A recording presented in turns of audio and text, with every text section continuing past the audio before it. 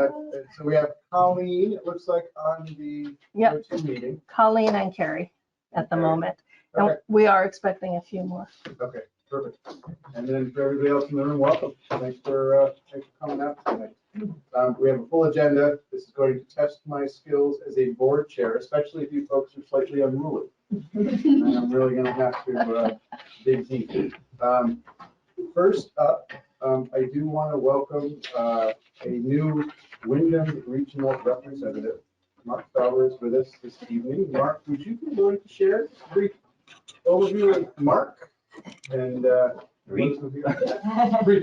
like I said, we have a full agenda tonight, right? I'll keep it simple. I'm from Dover. I'm on the River Valley School Board. Just got elected my first term, appointed last October. My background is in IT and as a New York City paramedic. And yeah, I don't know, any questions?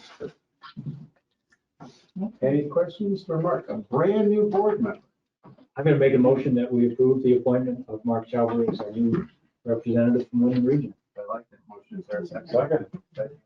Yeah. Oh, seconded by Jim Salzgiver from Bennington region. Bennington region. All right. Any further discussion? All those in favor? Say aye. Aye. Mark, welcome. Thank you all That very was much. painless, wasn't it? Actually, It hurt a little. are you a paramedic in Dover too? I am not. I'm a retired paramedic. The 37 years too late. I was working there 37 years ago, and we weren't on the school board, but Clay Jones was.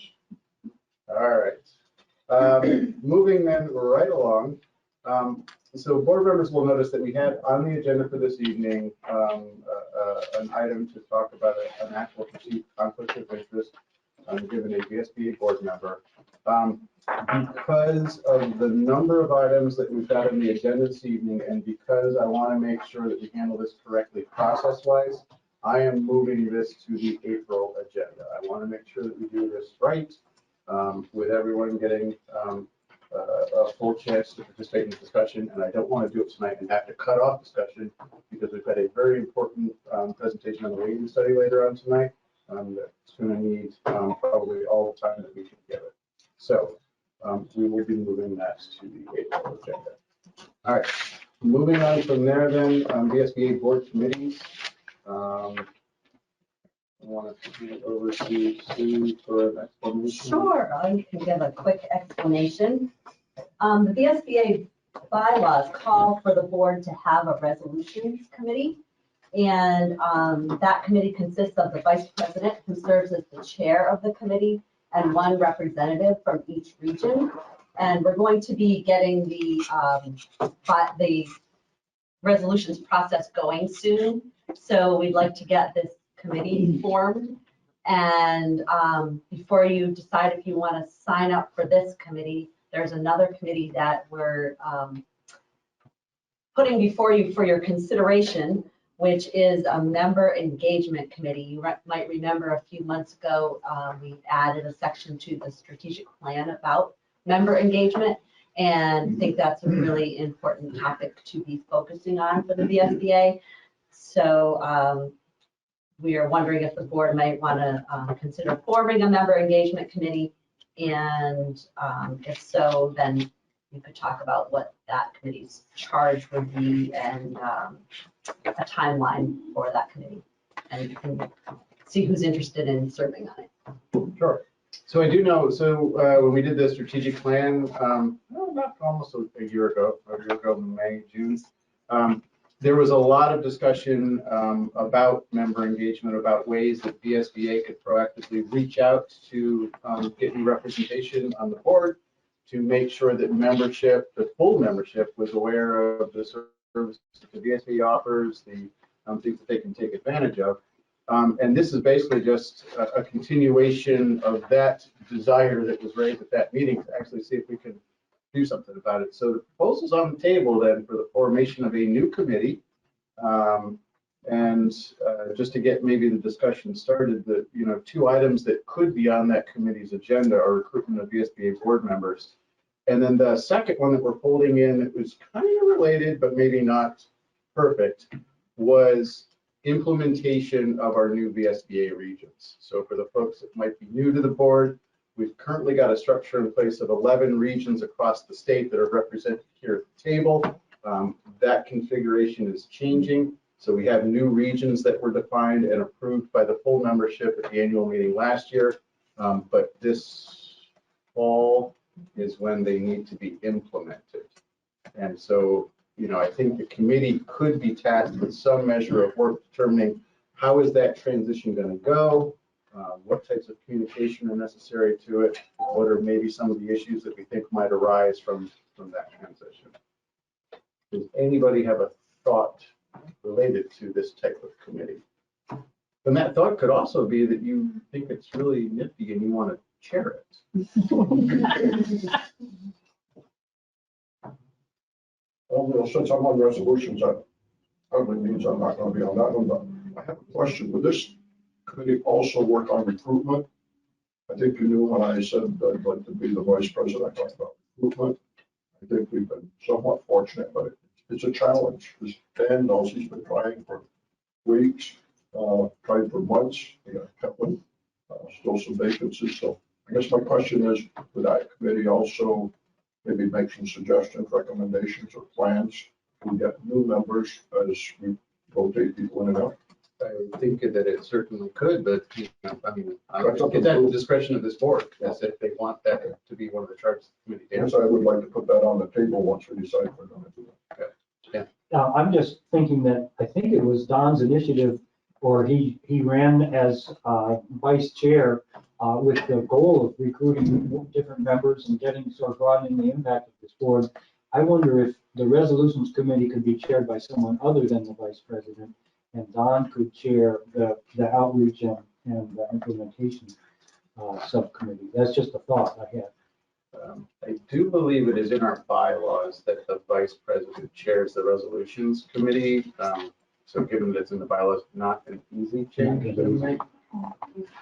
Don't want to chair both of them though. No. We need to get our new and young people involved, right, George? Second. Oh, now we've got. I'm ready. Is anybody opposed to good the formation of a committee to at least address these two items? I didn't think there would be opposition. I think the challenge is going to be though getting members that would be willing to participate in said committee. If it makes any difference to anybody, I don't necessarily see this as sort of a standing committee. I think you meet, you address the topics, you get the work done, and then the committee is done. So this is not something that I would anticipate is going to take, you know, months of effort, maybe a couple too, but not ongoing. Any takers yet?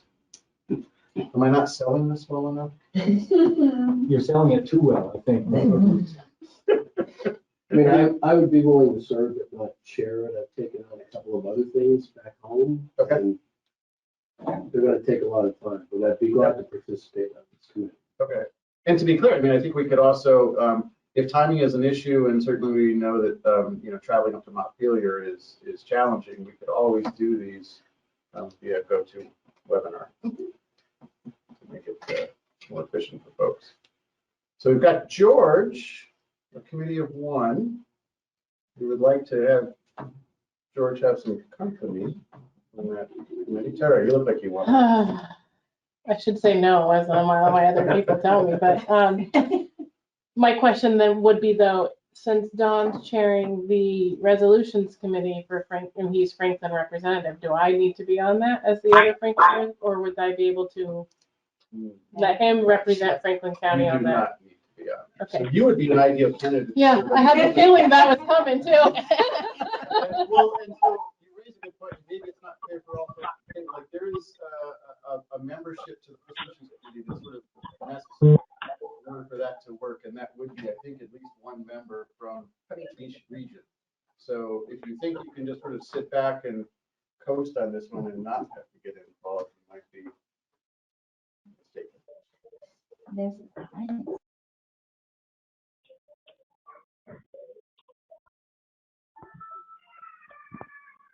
Hello? Hello? Hi. Thank you. And so Colleen, you were likely to probably be on resolutions since I will be chairing finance. We can work that out. Neil? Yes. May I just speak a minute about resolutions for people who are new here? The resolutions committee, it may seem like a lot of work, but it's usually done in one day. Yes. I mean, there's prep that goes on. Resolution after resolution in the evening, just for a little break, a little fun. I do read a few resolutions that came in. And certainly you try to get the word out to everybody in your district, resolutions run this organization. But usually it's July, it's usually on the third Thursday or Friday or something like that, and you come here, what, 4 hours, maybe? 4 or 5 Yeah, hours? maybe about 3. I apologize. And we can also, once the resolution should come from the membership, and two, if people here within want the resolution, then we bring it to the board and say, I remember this was. They can do the input. And that's pretty much it, the annual meeting, when we explain them to the voting members of our membership of the VSBA. And I have found that during my time here, that not everybody makes the annual meeting. And if they do, they don't all make the meeting where we do the resolutions. It's great if they are there, but the big thing is the day in July. I think that sums it up pretty well. So it's not, I think this committee you're forming, you have some volunteers for it's great.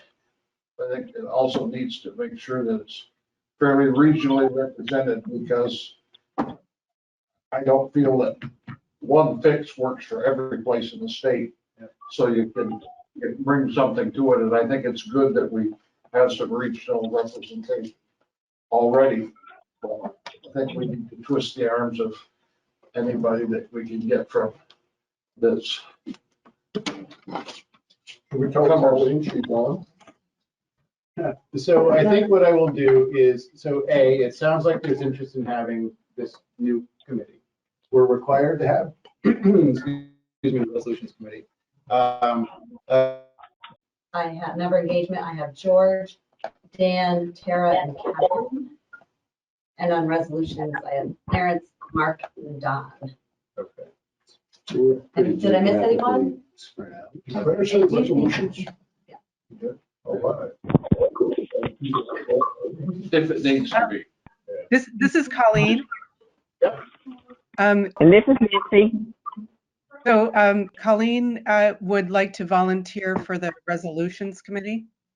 Okay. Thank you, Thank Colleen. you, Colleen. Thank you. Thank you. Was there someone else? You want to do one or the other? I'm gonna wait, but you can choose. We can see what happens. All right. Whatever, but thank you. You're not required. I appreciate the people that stepped forward this evening.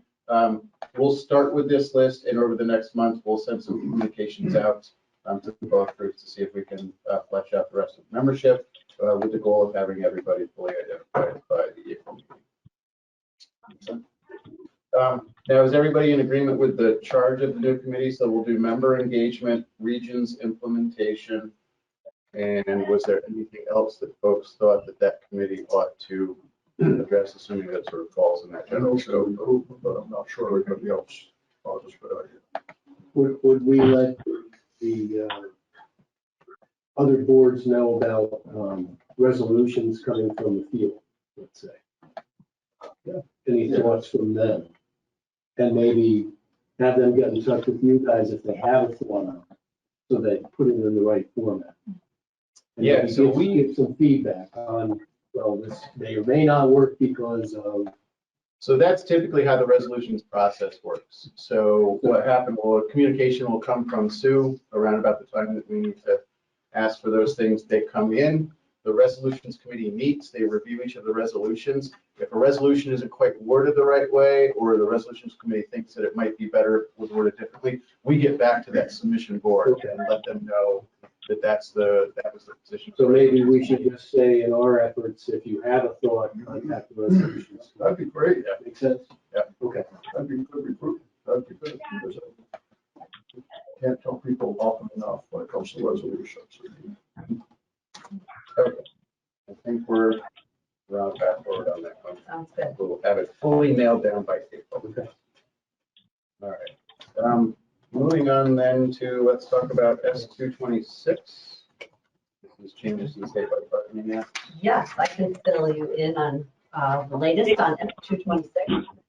S226 was recently voted out of the Senate Education Committee, and I'll let you know what is currently in that bill. It removes, this is about statewide bargaining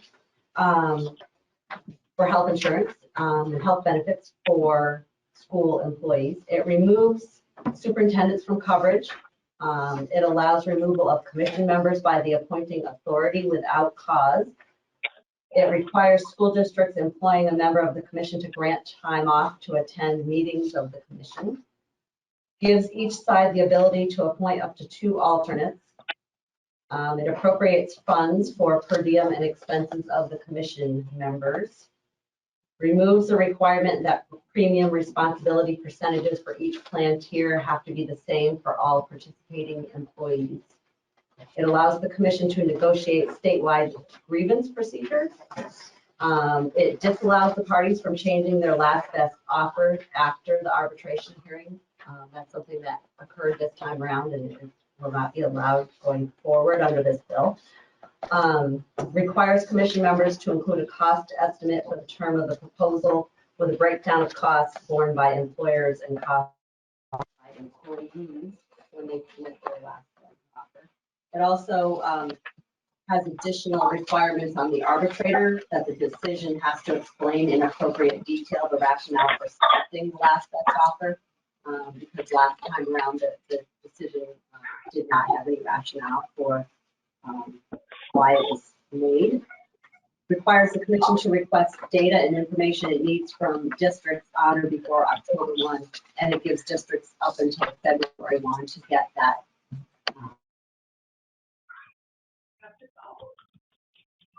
So as I said, it was voted out of the Senate Education Committee. It went to the Senate Appropriations Committee today and was voted out of Senate Appropriations. Is that correct, Sandra? With agency of education. Right. About the distribution of funds. Right. So it was voted out of Senate Appropriations with the just a sort of a mechanical issue as to the appropriation of the funds, how those are going to be administered. And they're checking with the Agency of Education about having the funds go through the Agency of Education to be paid to the commission members for their per diem expenses. That must be a short of America for appropriations to take an education bill and put it out now. I know. Yeah, they're doing things rather quickly over there right now. Thank you, Dan. No, on the other hand, I think that was only $17,500. Right, right. It wasn't a lot of money. Evan, did you have your hand up or? Well, I do.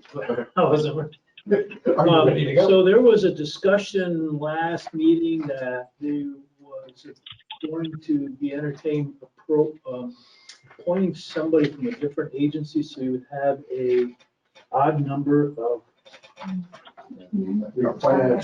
Right, yes, that had to do with the VHI board. Okay. Yeah, so that's not in this particular bill. This board looks like it's still even, it's 5 and 5 or 10 Yes, and 10. correct. So our recommendation for the changes was related to the VHI board, not to the bargaining commission. So we didn't have any recommended changes other than the alternates, which was, I think, proposed by the NEA. So that's why you see 2 alternates for each side now. Jim first. It sounds as though there are a few more points included than we had expected before or had been indicated before. Just kind of curious of, probably be helpful, what points that we were seeking to have in there are not in there.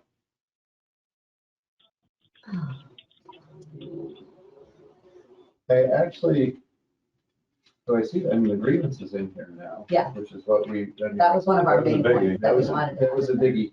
Now, there were some other ones that we originally testified about for VSBA, but then later on, the conversations with the representatives of the employer commissioners we were asked by Senate Ed to think, come back with just our top two. Yes. Yeah. And at that point, it was grievance procedure and it was, it's the second one. I know cost was a big one for us, wasn't it? Cash and blue.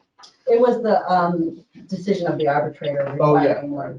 So our top two, in the end, our top two, which was an agreement between VSBA and the employer commissioners, did make it into. It sounds like there were about 4 or 5 were appointed. Well, so I will say that, I mean, it was surprising to me to see at the last minute that per diem expenses ended up sneaking in here, That was another thing that we had asked for. because we asked for it, but it was not initially well received. So that's, I was surprised to see it in. You mentioned the superintendent, but does it now cover all of the, like the business officers? Yes, yes, that is one other change that is in there. It covers everyone now, the business managers and confidential employees, supervisory employees. They're all set out in the statute now. What's the different, you Or in the said bill, different rates are available? Well, that is a change that the NEA was requesting. It can be bargained. It's not required that there are different rates, but it can be bargained now, whereas before it was not allowed. So the ability to bargain a difference between sports staff and teachers is going to be allowed It could be a different rate. if it's bargained. Right. Well, what they seem to be looking for is a sliding scale based on salary. So, I thought costs were the one that we kind of liked, but we didn't think we'd get very far. But did you read, when you read those, did you say there is going to be costs attached to the proposal? Yes, there is a requirement that the commission members include a cost estimate when they submit their information to the arbitrator. So I don't know, maybe it was Joe that said it, but the night we had Senator Booth here, and Joe, I got a sense of legislature wasn't very keen on making decisions based on my app, so I'm pleased that's it. But, well, to be clear, so what's in there is that when each side submits their proposals, they're costed. Ideally, what we were looking for was to have a requirement that the arbitrator consider the cost of the proposals. The language that I think is here is. Well, I think we wanted the a little arbitrator short to of that. include in the decision Right. what the cost would be. Yeah, and that, it doesn't say that, but it does say that the arbitrator has to explain in appropriate detail the rationale for theirs. Has this been through the House and yet? No, it hasn't been over to the House yet. Okay. So we still have Crossover day is today or something this week? the end of this week. Is that summary of what's in it somewhere? I'm just trying to look for it. I'm seeing online, but. Yeah, that was great. I do have it written, and I have a summary written. I could certainly send it to you. I thought it went with me. Yeah. It goes to Sarah. So it must be somewhere 806. Oh, in your packet is the latest version of the bill. Yeah, it's right in your packet. So that is the one that, Oh, it says. yeah, it's not the one 15 pages. with any changes Okay, from okay. Senate It's the appropriation. first bill in the packet, that's 220. Yeah, okay, now I see it. I was like. maybe there's something. Okay, thank you. Sure. Any other questions related to this bill? I think we can move on to H805 then. Yeah. H805 is the second bill that's in your packet. And there's a lot in H805, but just want to focus on section 1 of the bill, which is on page 2 of the bill. I'll give you a minute to get there. Right after S226 is H805.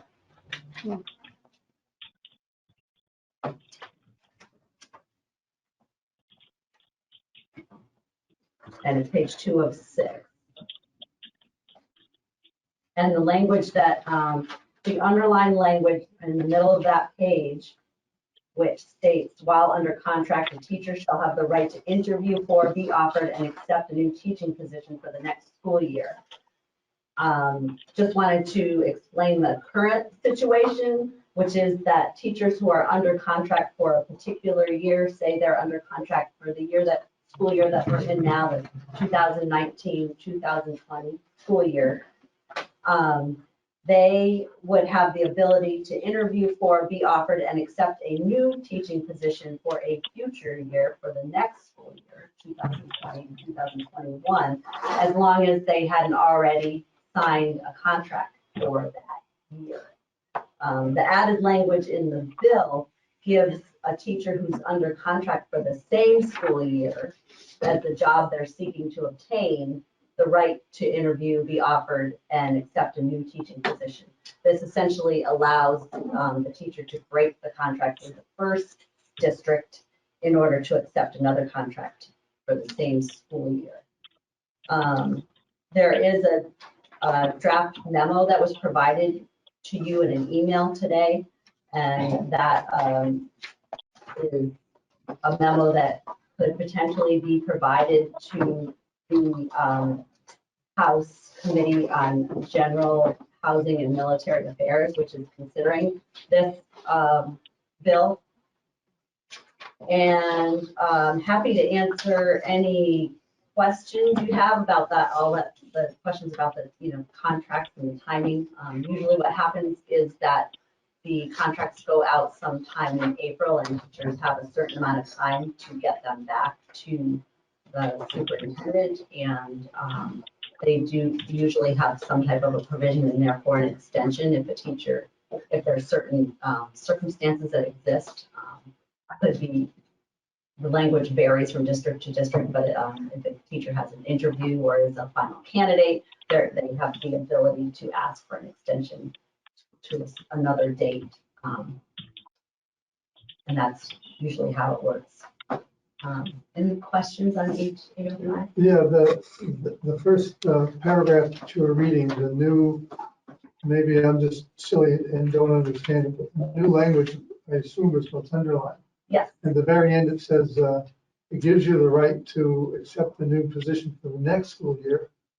And then without cause for licensing action, what does that mean? The interference with that right would be cause for a licensing action. I think that is referring to the superintendent, not the teacher. Or the principal. Yeah, or the principal, yeah. Hmm.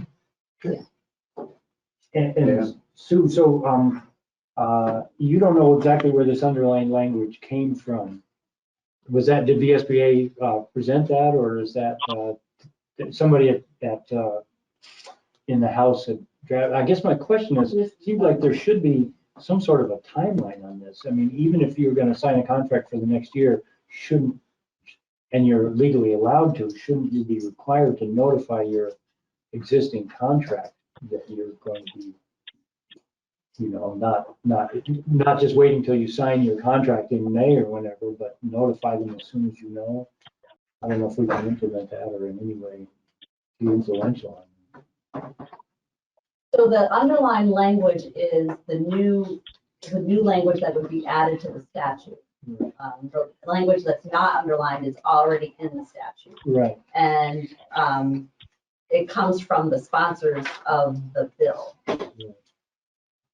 So I might have missed something. So to be clear, yeah, the underlying language you see here did not come from the VSBA. Correct.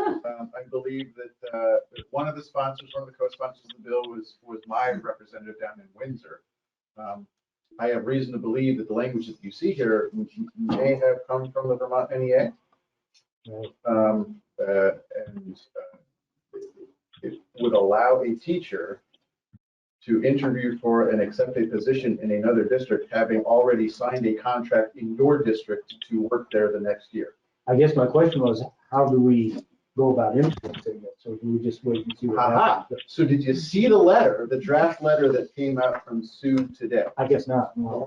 So that is one way, one possible way that we could address it. I mean, essentially through testimony, right? Yeah. So providing feedback to the House Ed Committee on this bill as to the VSBA position.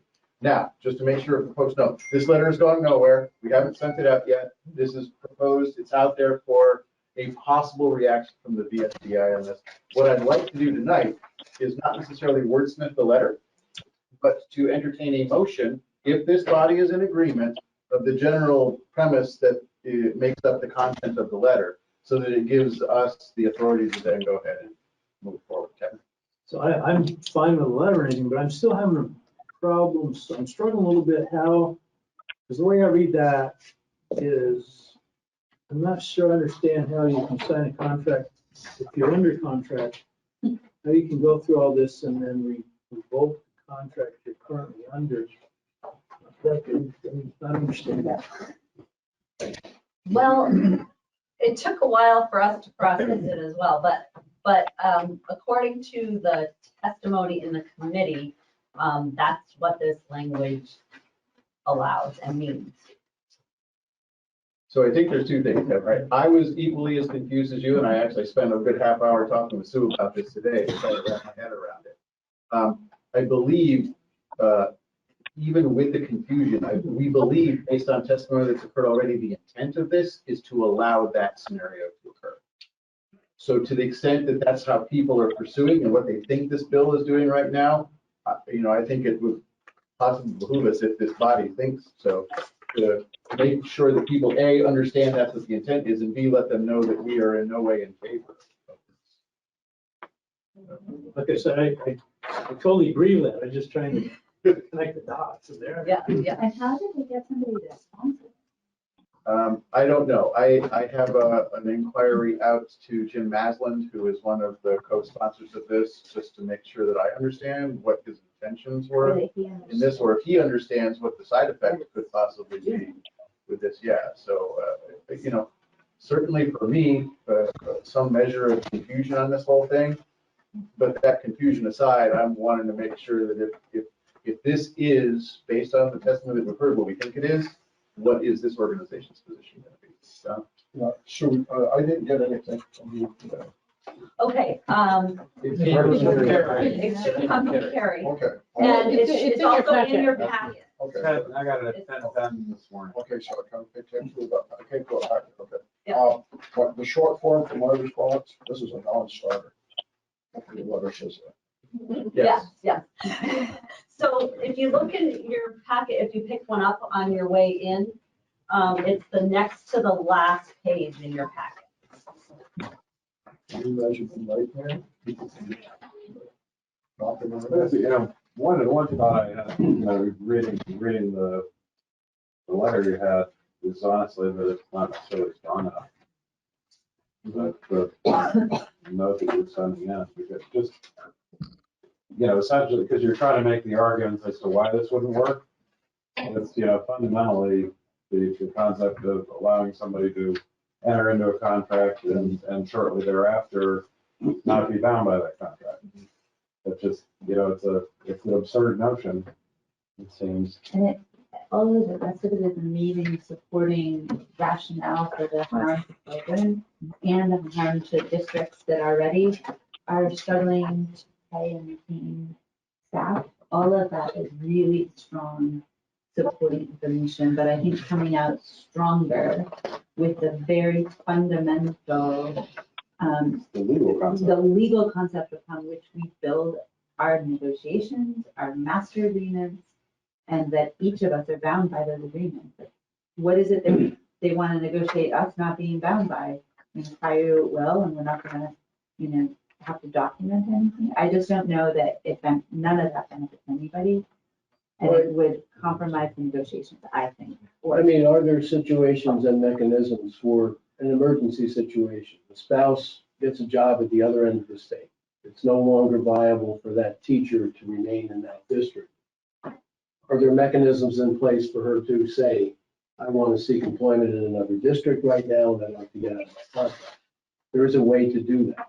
I'm asking the question. I believe there are some mechanisms in place. We've had that happen with teachers where you just, they They're request a, requesting. And I'm And not we are not for bound wholesale by- yeah. moving around. Believe me. I can But- think of but occasions that- where they've moved. I wouldn't county, so I don't remember that I remember it being somebody moving to a different part of the state, Or even depending out on of where state. that, but I think we've had moves out of state that have been, we've seen as boards requests to be released from contract under Okay. these circumstances. So. We had a family personal emergency, Yeah. parents very ill, and, Those you know, things what, happen. you're gonna say no? By law, allowing it to be provided for without exception. No, Yeah, but I think to but answer I think yours, as part of our position, we should point out, we support that many instance of happening. contracts, if not, I mean, I don't know whether we know whether all, but You know, spouse many gets, current contracts, you know, and districts can accommodate emergency okay, situations. but a spouse moves out of state, Yeah. it's hard to maintain two households. Yep. It may be impossible. I know that. So these kinds of things happen all the time, right? I mean, it seems like every year, at least every other year in our district, we've got somebody who lets us know in August for some reason that they can't be a part of it, part of the next year, and they want to be released from their contract.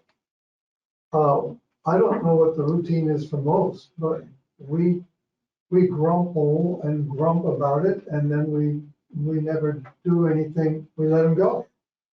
And so what is this bill solving? What problem do people routinely Good point. prosecute Yeah, these is there an things? issue? Yeah, do school boards routinely prosecute and say, no, you can't, and they say, well, I have to leave anyway. So what happens? It seems to me that this is a non-issue.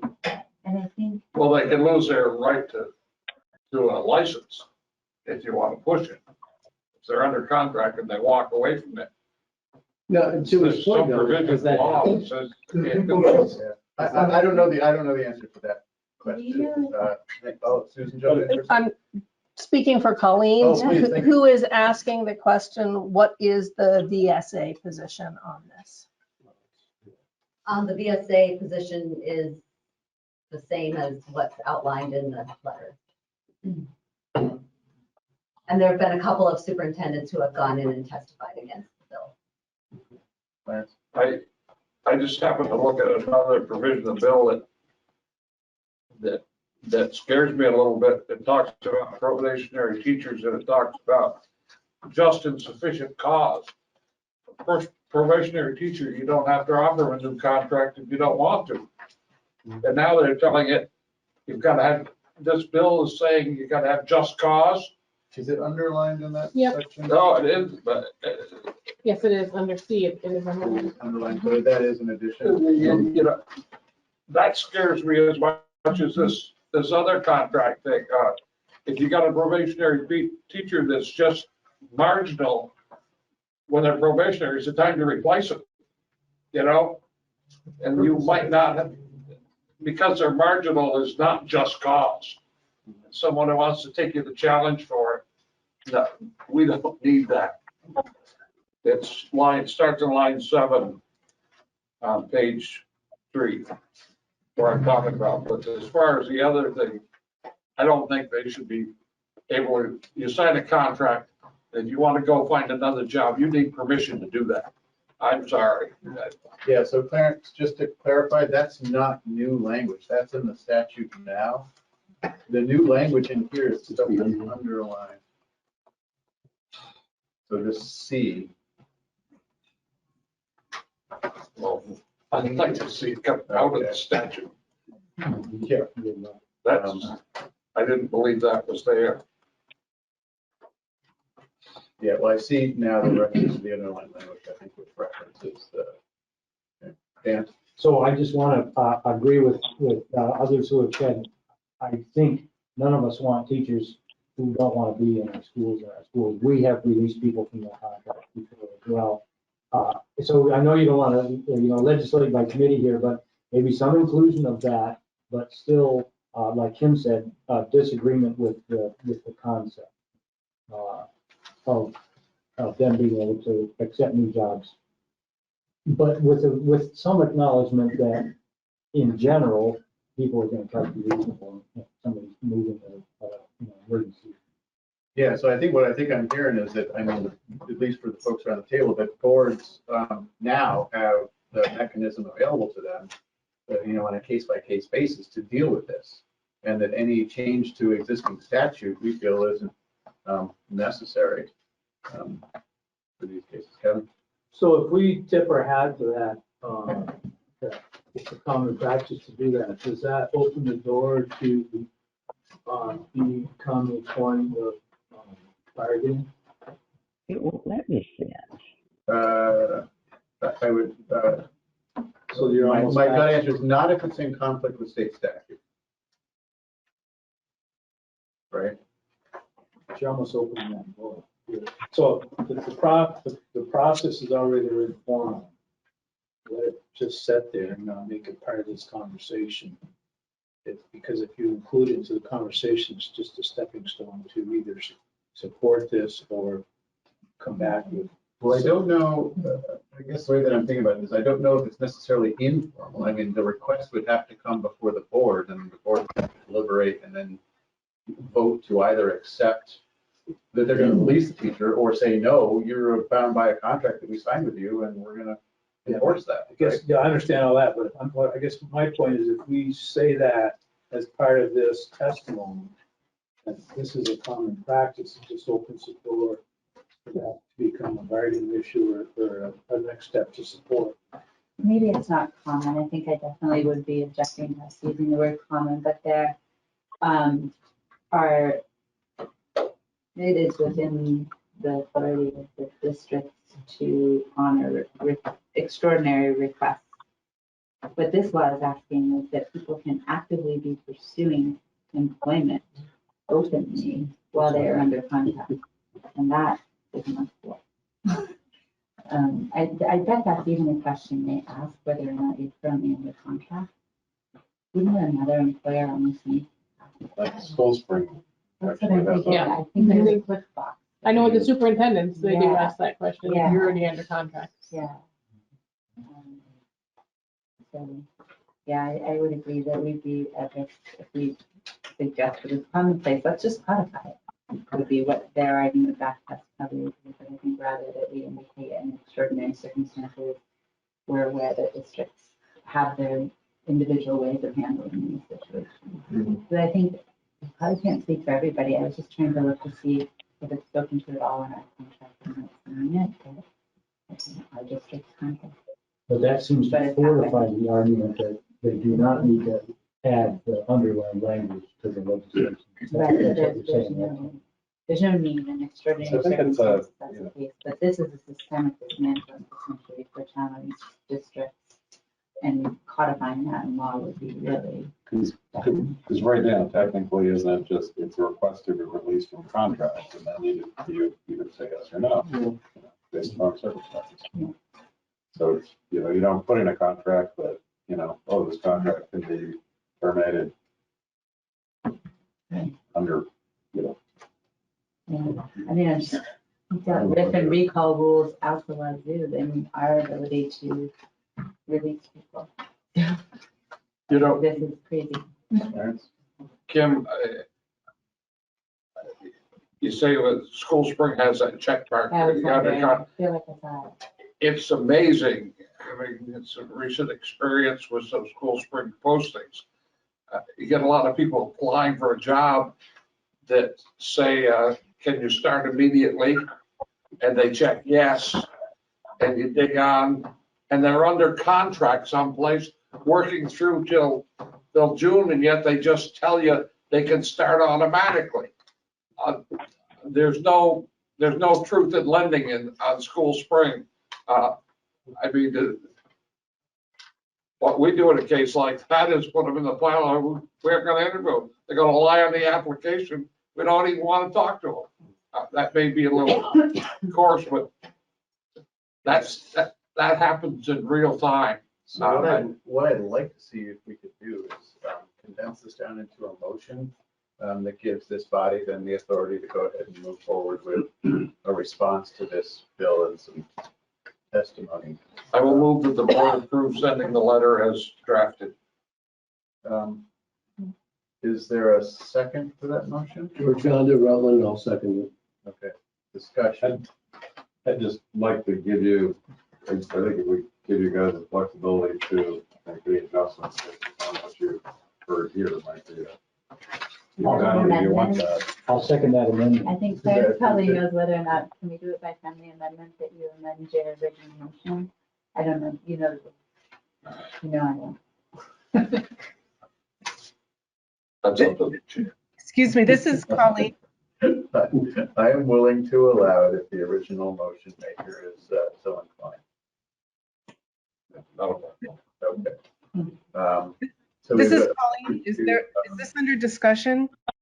I don't remember if I remember the exact language of Well- Clarence's motion, but As drafted. As drafted, my proposed amendment would be to give the chair and executive director leeway to adjust the letter based on, our discussion. Circumstances. And our discussion tonight. yeah, basically. And Dan's the Second. still second. Yeah. Okay, all right. Any further discussion then on this motion?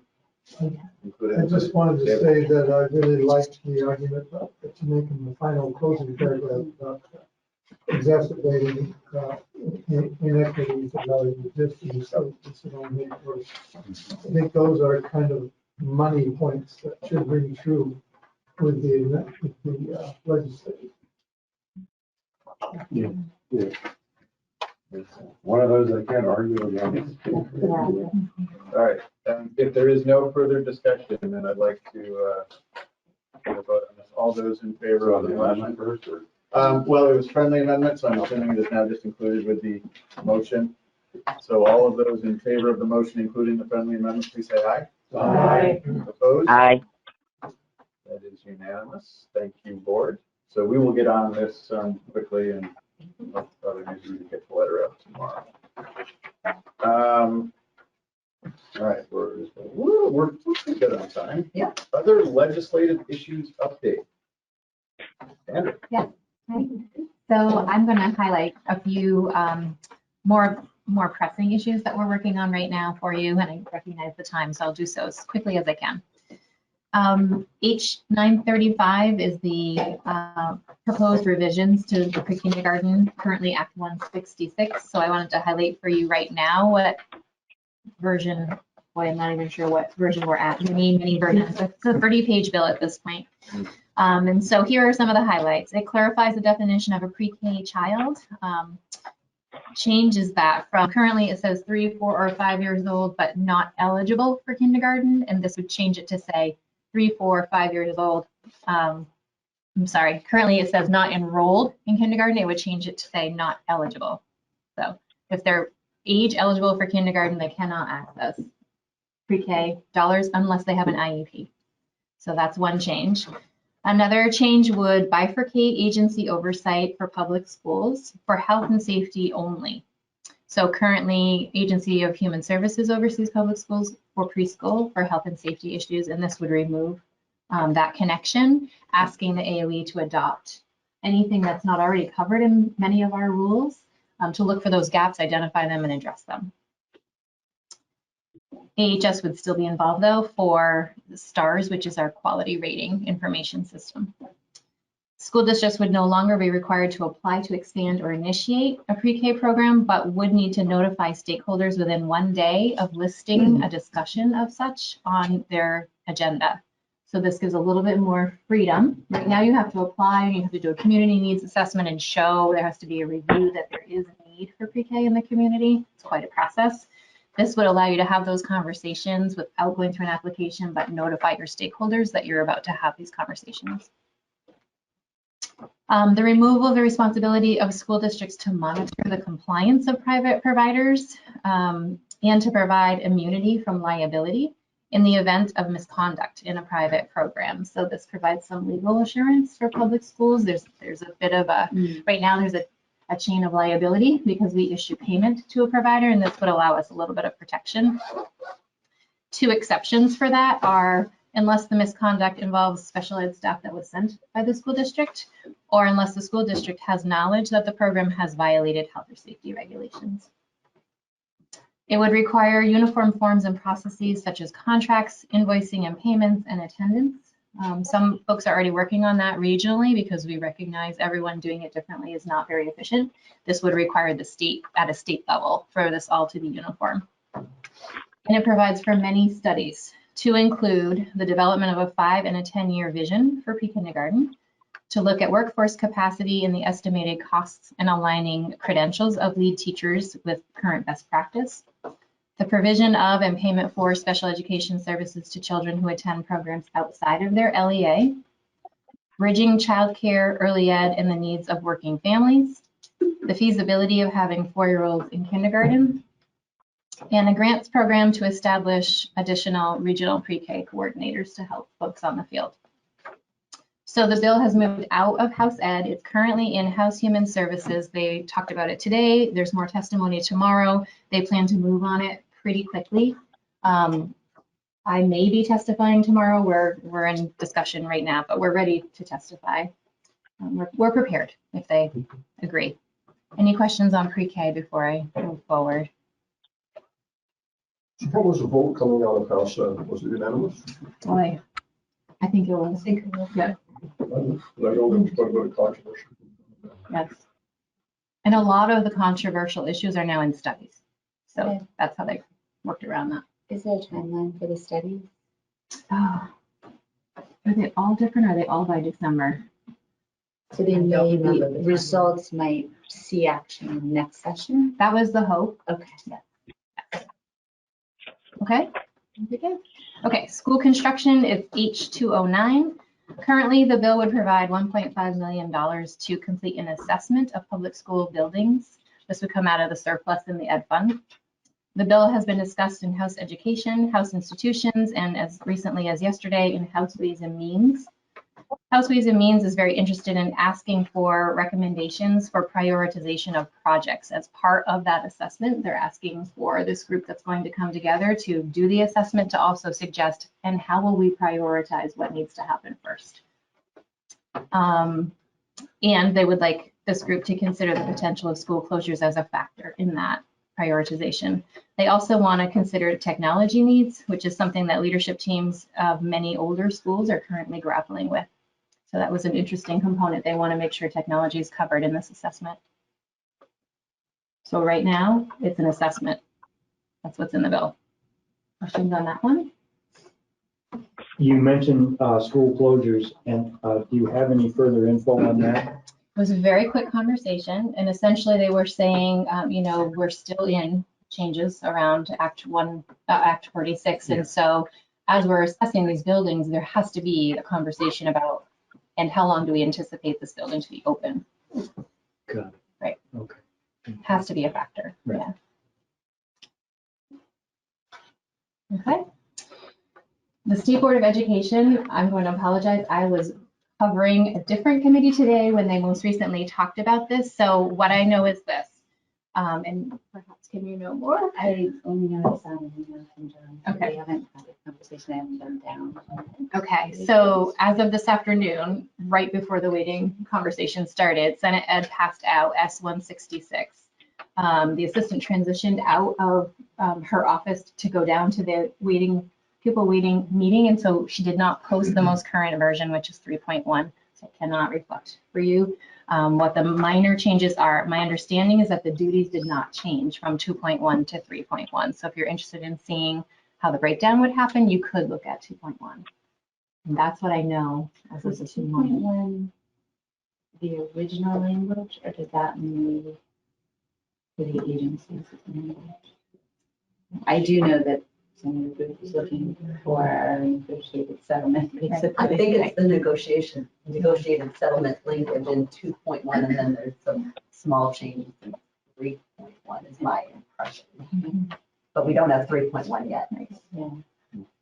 That I had just heard from John that it looked as though he and Emily had arrived at the consensus, and then the next time it was referred, it went back to the original agency on their side anyway.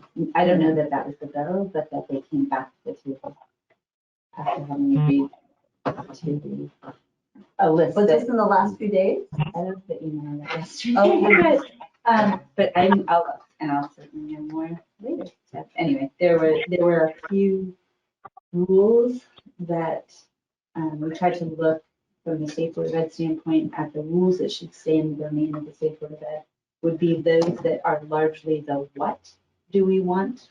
So in special ed, how is that being defined and what do we want out of it? There's a ton of how in all of these bills, so they are really not easily parsed out as just the big what, and then just the hows should be all, the administrative things should be all rules that can be promulgated and dealt with through the agency themselves. So we tried to put that lens on it, taking the big issues, like quality standards and the larger what questions, and keeping those rules with the State Board of Ed. And the how rules down below was our proposal for those things. And there were one or two that we moved down, and honestly, something like special ed funding, if it were in a rear view mirror, might be in the how bucket, but it's in a very current window around a broad change in financing, and that rules process absolutely needed the mediation of this. So, so anyway, with that, I don't know where I ended up, and then it was a little bit of a challenging process as it has been. Thank you. Jim, actually, it's a question for you. When you say you're in there talking with these people, are you in there as a member of the executive committee of the VSBA? No, John Carroll Yes. who's the chair of the Yeah. State Board of Ed, Yeah. has been testifying. He asked if Peter Phelps and I would join him. The only time I actually testified was on proficiency-based funding, because we had convened a conversation around that topic, and I authored on behalf of our board a draft of the report of that. So then I testified. But the other pieces of it, I've been kept informed because he's asked us to join him when he's been testifying in case there are questions. I've been the liaison from the state board with the advisory group that's doing the funding for special ed. So that's probably partially why, and Peter Peltz's history in having been in the legislature and chaired the education committee has been a really valuable asset. So just to be clear for board members that may not, but Kim sits on the State Board of Ed. Oh. Okay, so when she Right. says she was Okay. representing the board, Thank you. I'm pretty sure what she Oh my meant gosh, I'm was sorry. that board Oh, and not I'm this sorry. board. No. Okay, just, I saw some faces that Oh, looked like gosh, they were. yeah, just no, and the rules were the state board of ed rules that right now, all of those in the, part of the problem is the language was from when the state board of ed, that the commissioner of education used to report to the state board of ed. Now the secretary reports to the governor. And so this accountability web and who's in charge of what has never really been addressed in the law. And I think there was some attempt to create better clarity around roles and responsibilities, and better clarity around when it is state boards to take rules with the rulemaking process, and when some of them are really, we're not adding value to the process when they come before us at the state board of ed. So Yeah, so that's what this bill is. It's that's everything. what this bill is. But, There yeah. was So also, I'm looking at the clock though. yeah, folks, it and just I'm came up smelling dinner out as a there, strike so- all, get rid of the state board, I think is what it was called. Yeah, no. I just want to say I strongly support having a strong state board of ed, and I have less faith in the AOE where I'm coming from, and I wouldn't mind having that as a resolution of the folks here tonight if it would help you, Kim, or whatever. I don't I don't want We to take any already more have a time. resolution in the books related to support of the State Board of Ed Okay. and the duties of that versus AOE, I believe. I'm just Why trying don't we to, review that over dinner? let's get more of Yep. the smells wafting in here. But I just want to give Sandra time to finish up, right? So, Sorry. So just two more topics. So contraceptives, H663, the current bill includes topics beyond the scope of schools, including insurance coverage without cost sharing and the prescription of hormonal contraceptives by a licensed pharmacist. But the focus specifically that affects education would be firstly to restate the current law regarding health education. And by secondly, requiring school districts to make condoms anonymously available at no cost to students in secondary grades, and that's defined as 7 through 12. The provision would be coordinated through the school administrative team and the nursing staff. Department of Health and Agency of Education would work to continue to support schools in providing health education in an inclusive manner. They talked specifically today about being sure that health education includes representation of LGBTQ, they said, plus. And the health department would be tasked with communication of the statute should it pass. That's where we're at with that one. Any questions? Okay. The last one I want to talk about tonight is locally sourced foods. It's S273. This would provide voluntary incentives for schools to purchase locally produced foods with a goal for schools to purchase at least 20% of food locally by 2022. Beginning with school year 2020-2021, so this fall, and every school year after, supervisory unions would be eligible for local foods incentive grant. Initially applying for the grant if you've met certain criteria, including you've developed a locally produced food purchasing plan, describing your goals, designating an individual as the food coordinator responsible for implementing the plan, a process for tracking the purchase of locally produced foods, and complying with the reporting requirement. If schools meet these requirements, they can apply to the AOE for the grant by submitting a certification signed by the business manager. And if eligible, the AOE would reimburse in year one 15%. She put percent, but I think it's cents. I will double check that. In year one, and then 25, I believe, cents thereafter. One FTE at the AOE was created in this bill to assist with the implementation of the incentive program and also to help expand access to federal child nutrition programs. Just curious, what's the source of funding for the incentive? Good Yeah, one. question. Let me look that up for you. All of the unfilled positions at the AOE. Yeah. They're not giving that to anybody. Except the one they just funded, they're on this, right? Yeah, I chuckled to myself about that. Let me find out for you. There are other topics that we're trying to monitor, but these were the ones I wanted to make sure that we got to tonight. They're very timely. They're moving really quickly. There's a bit of, if you don't mind me saying, there's a bit of haste right now happening because if at any moment the state house is, well, the crossover is Friday, but if the state house closes, they're trying to move as much as they can before that might happen. So we are. Dan, are you going to keep us from? If everybody's done, I just wanted to introduce Marlboro School Board Chair Doug Corr. Hi. To listen in on the conversation. Sure. Welcome. I think so. Yeah, that's interesting. I'm sorry.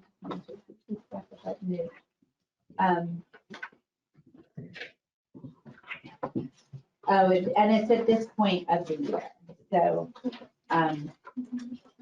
so there are likely to be other things coming that would impact that line. But I think those, getting the net result of the, especially in the annual conference, is helpful information. So that's a closeout item. Are there any other questions?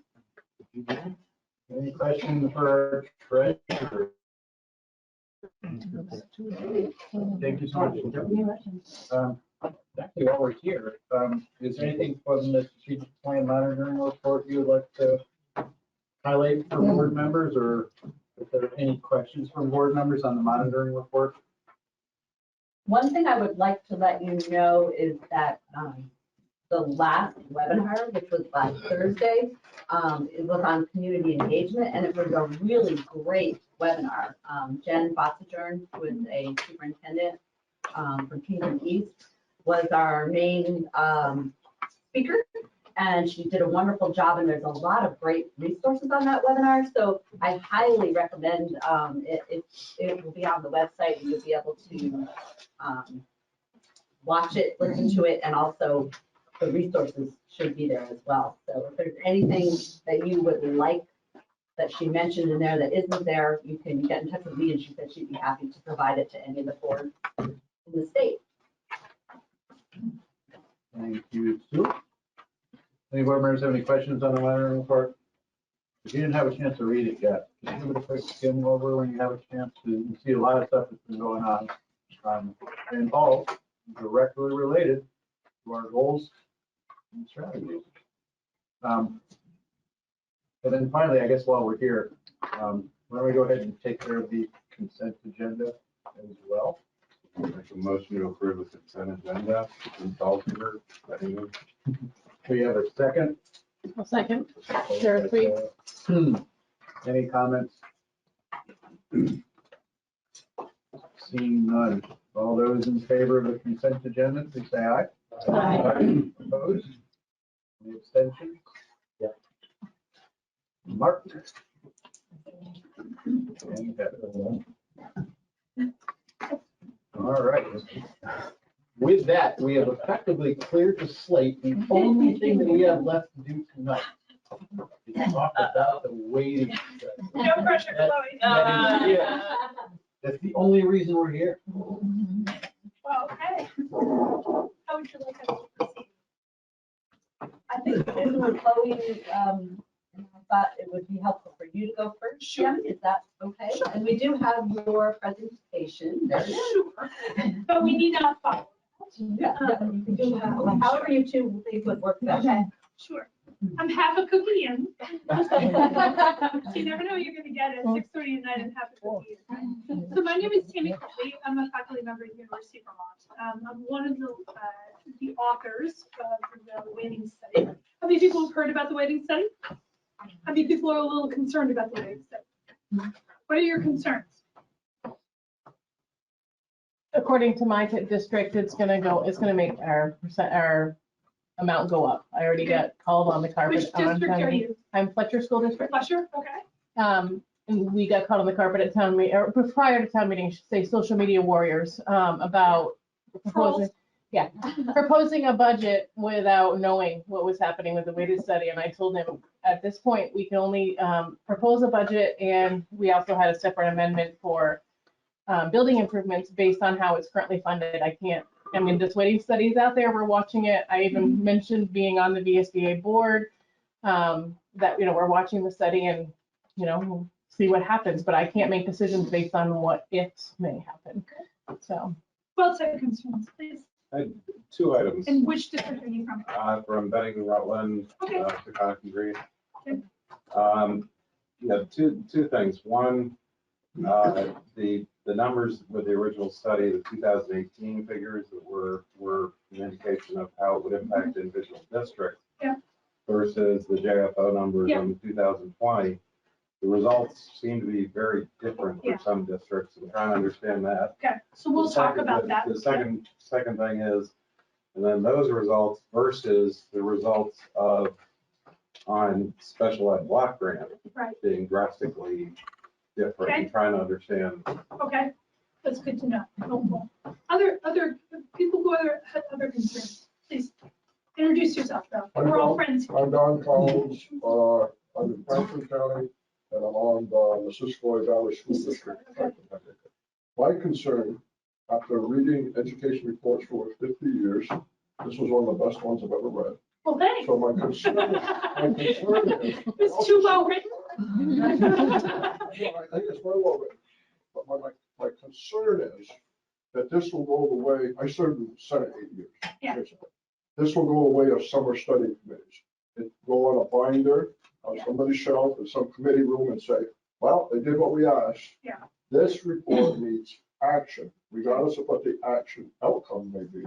It should not be buried. And my concern is, our legislature right now is trying to wrap up. Everybody's concerned about the virus, that it will lose momentum. Whether you're for it or against it, it really needs to be aired throughout the state. There needs to be a really comprehensive plan to get into every nook and cranny and really take this thing out. But no, I love reading reports, and I've done study committees, but if you did it, you and your group did an excellent job, in my opinion. Other people have concerns. Please. Not a concern, it's just a statement that Kevin And with Hansen, who your name? Kevin was? Hansen, I'm Addison, I'm Addison, okay. actually the Mount Abraham Your name, Unified okay. District, but it's penalizing our district in a time when obviously we're Yeah. struggling with declining enrollment and underutilization of facilities. And hitting up against that for people a lot too. Yeah, okay. Send from active Westbury, and I guess my concern is that it is rich with information, which I think is amazing, that hopefully informs the system Mhm. as opposed to a knee-jerk reaction to make up for losses or whatever that momentum is, I think that throws money at potentially just the tax rate without informing improvement in instructional performance. So that is my single biggest concern, that it be after the con secretly, but that, of course, similarly, that it not be after the con, and it not be after the con in a thoughtful way. Other concerns?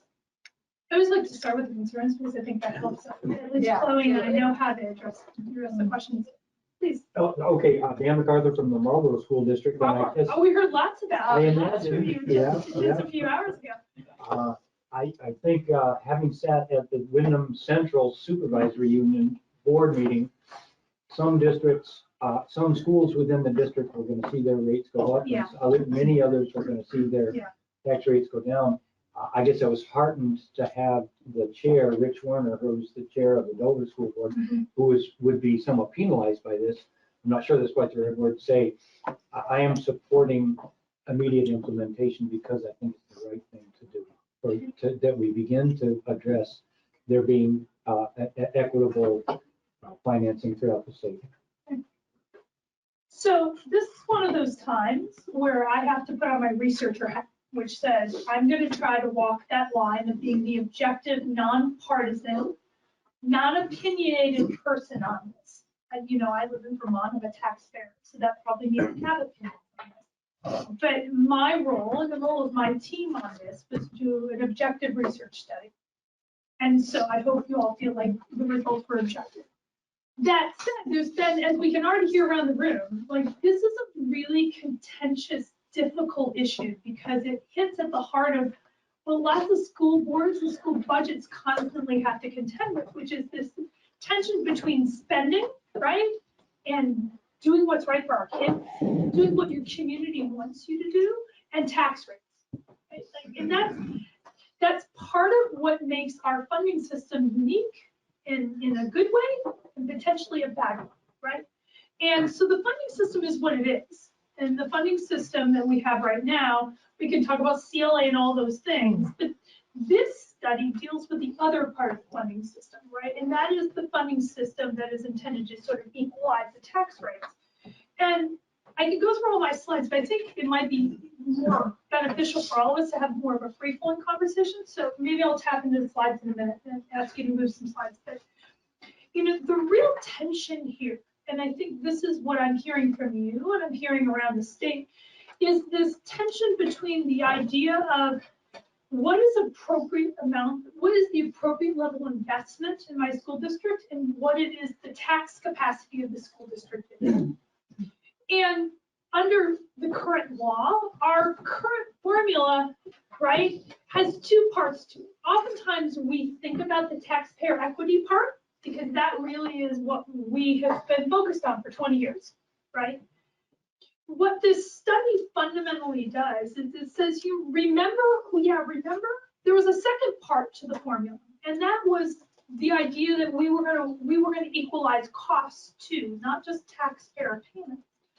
And what that means in sort of, I guess, nuts and bolts terms is that, the idea behind Brigham and behind Act 60 was that any school district that, I'm going to make up a number, $12,000 per pupil, they usually have the same tax rate. But what the formula was supposed to do is say that that $12,000 should be adjusted for costs. So recognizing that $12,000 in real dollars is not the same thing, that we needed to adjust those costs before we have said that we should pay the same amount, we should have the same tax rate in two places. And the weights are the mechanism by which this adjustment happens. So if the weights aren't working, right, then the formula is not working. So what our study fundamentally says is, guess what? The weights aren't working. And the weights aren't working for a couple of reasons. And the analogy I've been using is, imagine this, that you go to the dentist's office. And it's been 20 years since you went to the dentist's office. And 20 years ago, your dentist may not have paid a lot of attention and taken films and all those things for your cavities even then. And all of a sudden, 20 years later, you go to the dentist's office and you got a bunch of cavities. And you've got a lot of work to do on your mouth. That's kind of where we are right now. And even those architects of Act 60 who were well-meaning, good people, cared a lot about kids, the reality is that the weights that were selected in 1997, it wasn't really the focus of the discussion.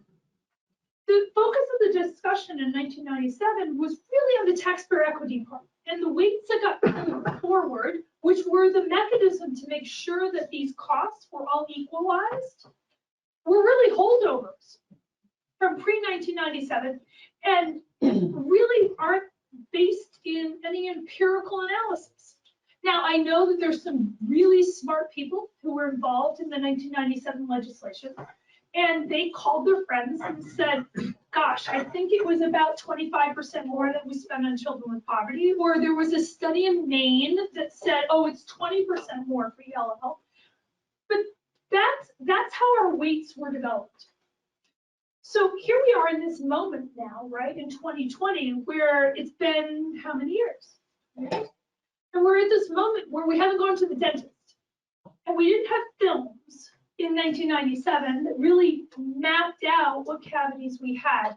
And that really is what the weighting study is telling us, is that our weights that we have right now are not calibrated to the differences in costs that school districts face that are outside of their control. So every state in the country has weights in their formula or adjusts for differences in costs among school districts in different ways. We have to be careful because our formula can't be compared to other states. And the reason for that is we don't operate a foundation formula. So if you talk to your friends in other states or you talk to school finance people, they're going to say, well, the weights always generate you additional dollars. Well, you're school board members. You know, do your weights generate additional dollars? No. They generate tax capacity. And I think this is one of the really important things as school board members we have to think about is that, and we have to communicate to our constituents, right? A bunch of us just sat over in a hearing where I think there is also some miscommunication or misperception around the fact that the weights are going to bring new money to local school districts. That's actually not the case either, right? All the weights do is bring tax capacity because what it's doing in our formula, right, is it's saying, okay, school district X, you have more low-income students, you have more ELL students, you live in a rural area where costs of operating the school are higher. We're going to adjust for those costs so that when we adjust for those costs, when we compare the 12,000 to the 12,000 and we say these tax rates are going to be the same, that the effective price of education of getting students to common outcomes is the same. That's what our formula does, and that's the role the weights play. Well, we talk a lot about tax rates. We haven't for the last 20-some years talked much about the weights. And so, as my slides show, and I'm sure you'll hand them out. I don't think I need to talk about the slides right now. Because the legislature asked to put out an RFP, which we did, and the other organizations that competed for it. And what we did is we did a study to say, are those weights working the way they're supposed to work? And the reality is they're not. They're not. 0.25 does not represent the additional costs of what it costs to bring a low-income student to proficiency levels, common outcomes. It just doesn't. Nor do our weight of 0.20 for ELL, nor does our weight for secondary education. So what our study fundamentally did is it said, okay, we're going to forget that we have weights right now. We're going to go back to the drawing board and say, if we were to explore and really think about, and by the way, the three categories we have right now, ELL, economically disadvantaged students and secondary students, those are also holdovers from pre-1997, right? They weren't empirically derived. No one said, let's actually do some research here that says what are the things that account for the differences in costs of education across school districts.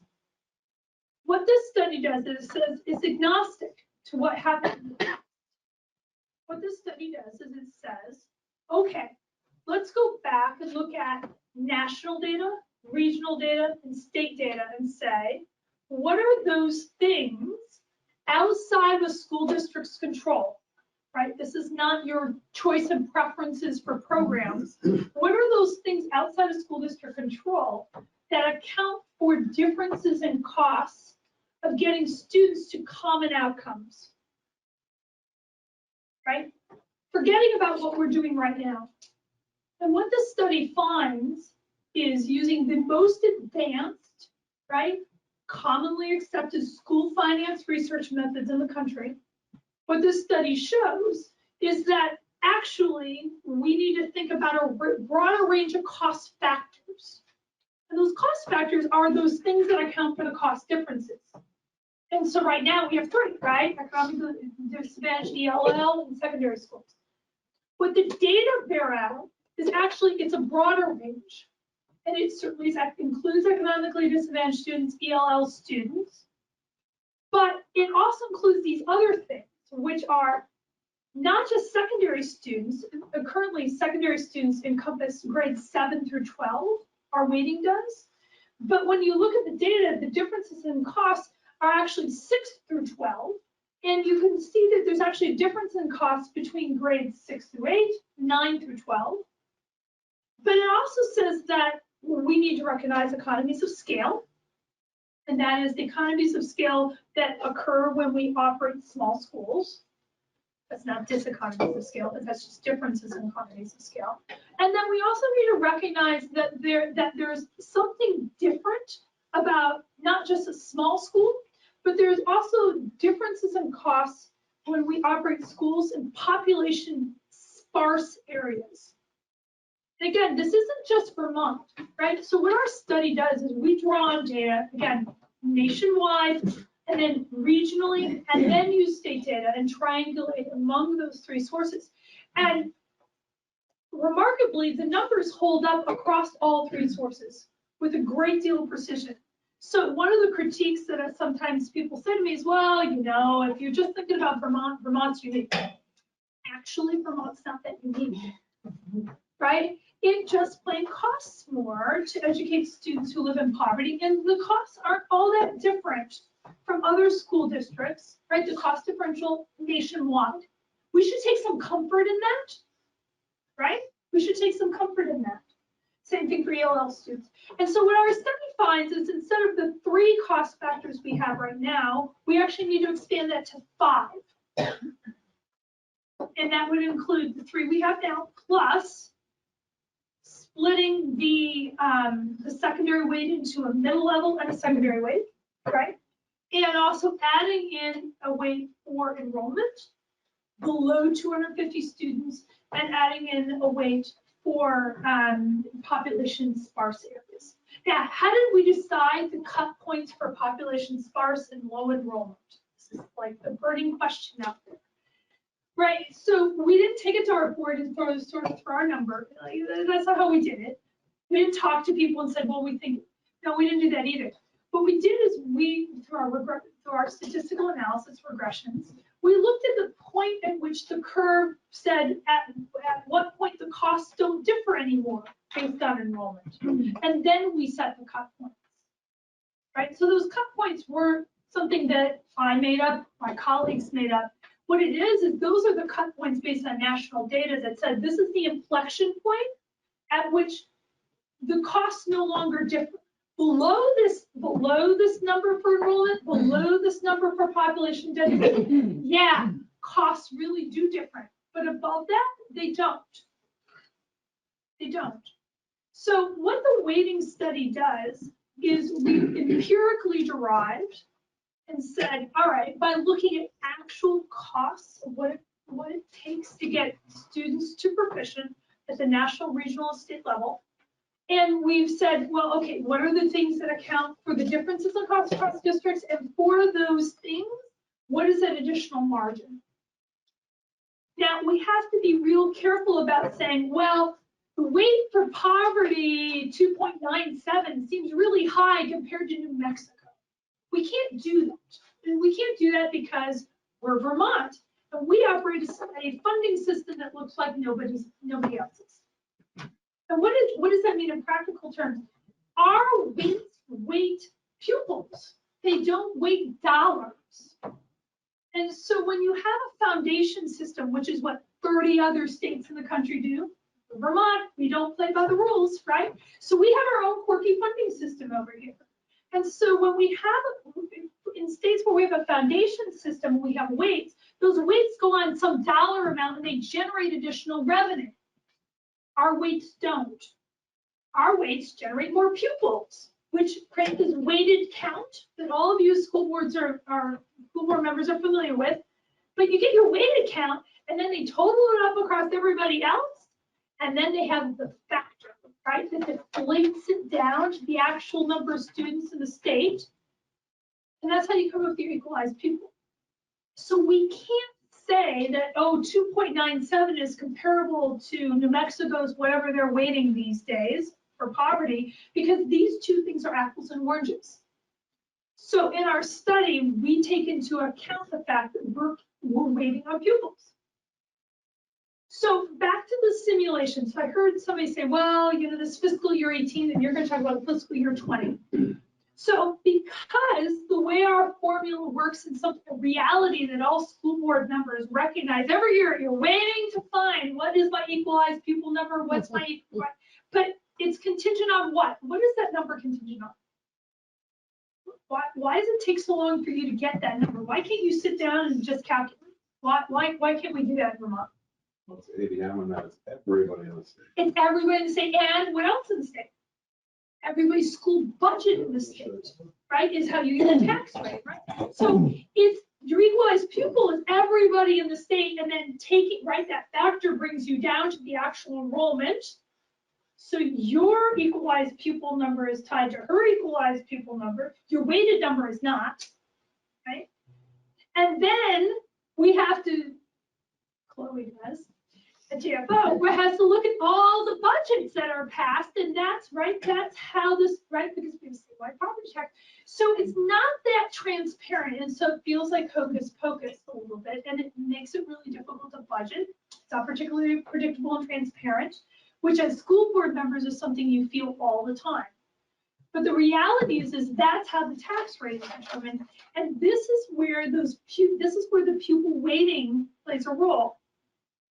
If the pupil weights are not working correctly, then the whole formula is miscalibrated though, right?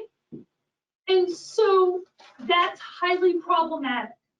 That's highly problematic because it means that in some districts, no offense to those districts who are here, your money's a little cheaper than it probably should be, calibrate, right, from a statewide calibration. For other districts, and we heard a lot from Wyndham today, your money's really expensive. And 20 years down the road, what we see now is we see spending gaps, don't we? Well, this is probably the likely outcome, right, from having a miscalibrated system. What does it mean in practical terms for school board members? It means that we have a weighting study that says that our weights are miscalibrated. It means for the legislature that they have a really hard job ahead because they have a responsibility under the Constitution to operate a fair and efficient system. The fair and efficient system means, right, that these two pieces have to work. We can't just calibrate on taxpayer equity. We actually have to calibrate on cost equity at the same time. If we don't do it on those pieces, then we're not meeting the constitutional test under. So we have a bit of a conundrum at the moment, right? Which is we have a system that's out of whack. Now, politically, you know, there's going to be lots of discussion and debate about how to move that forward. What we could do in this study and what Chloe did is we said, well, the best we can do for modeling in this is to look backwards, right? Because I need your actual budget numbers. I need your actual student counts, right? So projecting forward's really hard. In our study, the data that the Agency of Education was able to provide us was for fiscal year 18. So we did that. And so what do the simulations in the back of the report tell you? They say, if it was fiscal year 18 and everybody passed the same budget and all the student counts were the same, right? And under the old system, this is what it looked like. What we said in our report is said, okay, so this is what it looked like under the old system. Hypothetically, if we took these new weights and we applied them to fiscal year 18, this would be a close approximation for what you might see. Chloe said the same thing for fiscal year 20, a little bit different way. We'll talk about that in a minute. But we have to be careful about those numbers because this is the past. This is the past. Since fiscal year 18, what's happened? We've had a lot of consolidation. We've had different kinds of decisions about budgets. So the tax rate is always going to be contingent on local decision making about spending. And if you think about it, our entire system hinges on that, right? Because when the tax rate is calculated, it's all based on each individual district's decisions about spending. Nothing that I've said with the weights has any bearing on spending other than tax capacity to pay for spending. And that's sort of the catch-22 in Vermont's funding formula, right? Because our funding formula presumes that local school boards, you guys and your voters, are making good decisions or the best or are optimizing and spending what you should to make sure that all students get to common outcomes. Well, this is the other hitch with the weight. It's really hard for some districts to spend at the level that they need to spend to ensure common outcomes if the weights aren't working, because they're having to pay, their tax rates would be so high. And also the case is that we have districts in the state that have been really struggling to spend at that level and have really high taxes. And then we have districts that are spending really high, but their tax rates are maybe a little lower than what we might expect if the weighting was all working out. This creates a political problem because some people will try to characterize this as winners and losers. And I am adamantly against that language. So let me be clear, we're not going to talk about winners and losers, right? Yes, there would be changes in tax rates. And for some districts, that might feel like you're losing. The reality is that this is all about making sure that all students get to common outcomes, which is proficiency. And it's going to be really difficult to attain that goal if we don't calibrate the weights correctly. Now, what's the problem with that logic? There is nothing to say, and we mentioned this in our report, there's absolutely nothing to say in the formula. Let's say we do all these weights, and for some districts, this reduces their tax rate. The presumption then is that these districts will continue to spend at the existing tax rate and raise additional revenues for their students. How many people believe that'll happen in all districts? Yeah, I gotta preach to tell you too. Right, so this is not a panacea to correcting or adjust, to responding to concerns about equal educational opportunities, such as those that we just heard in testimony over there. It still requires local decisions around budgets to do that and local decisions to tax at certain rates. That said, there still is a constitutional obligation on the part of the legislature to make sure that at least the funding formula is operating appropriately. And then the local decision making is a separate concern. That was pretty much all the slides. It seemed like it was a better way to talk about them, but I'm happy to talk about slides. So that's a big overview for the weighting.